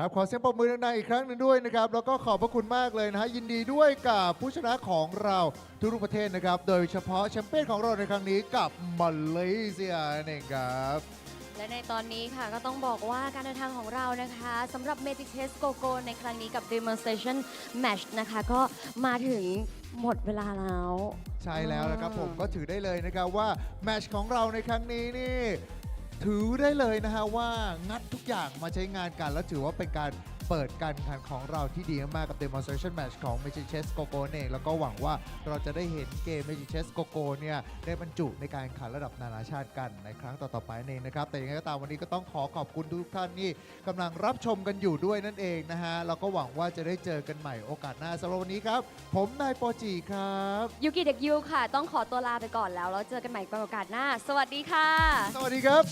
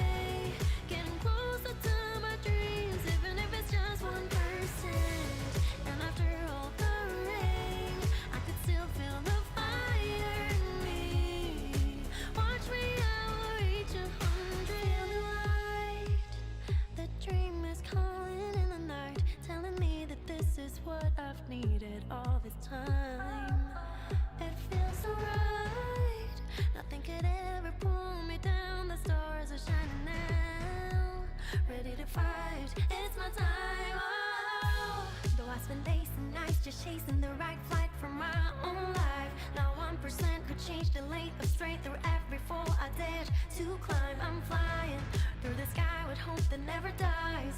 Been low, but now I rise. I'm going higher this time. I'm gonna shine. If I have to fight a battle more than once to truly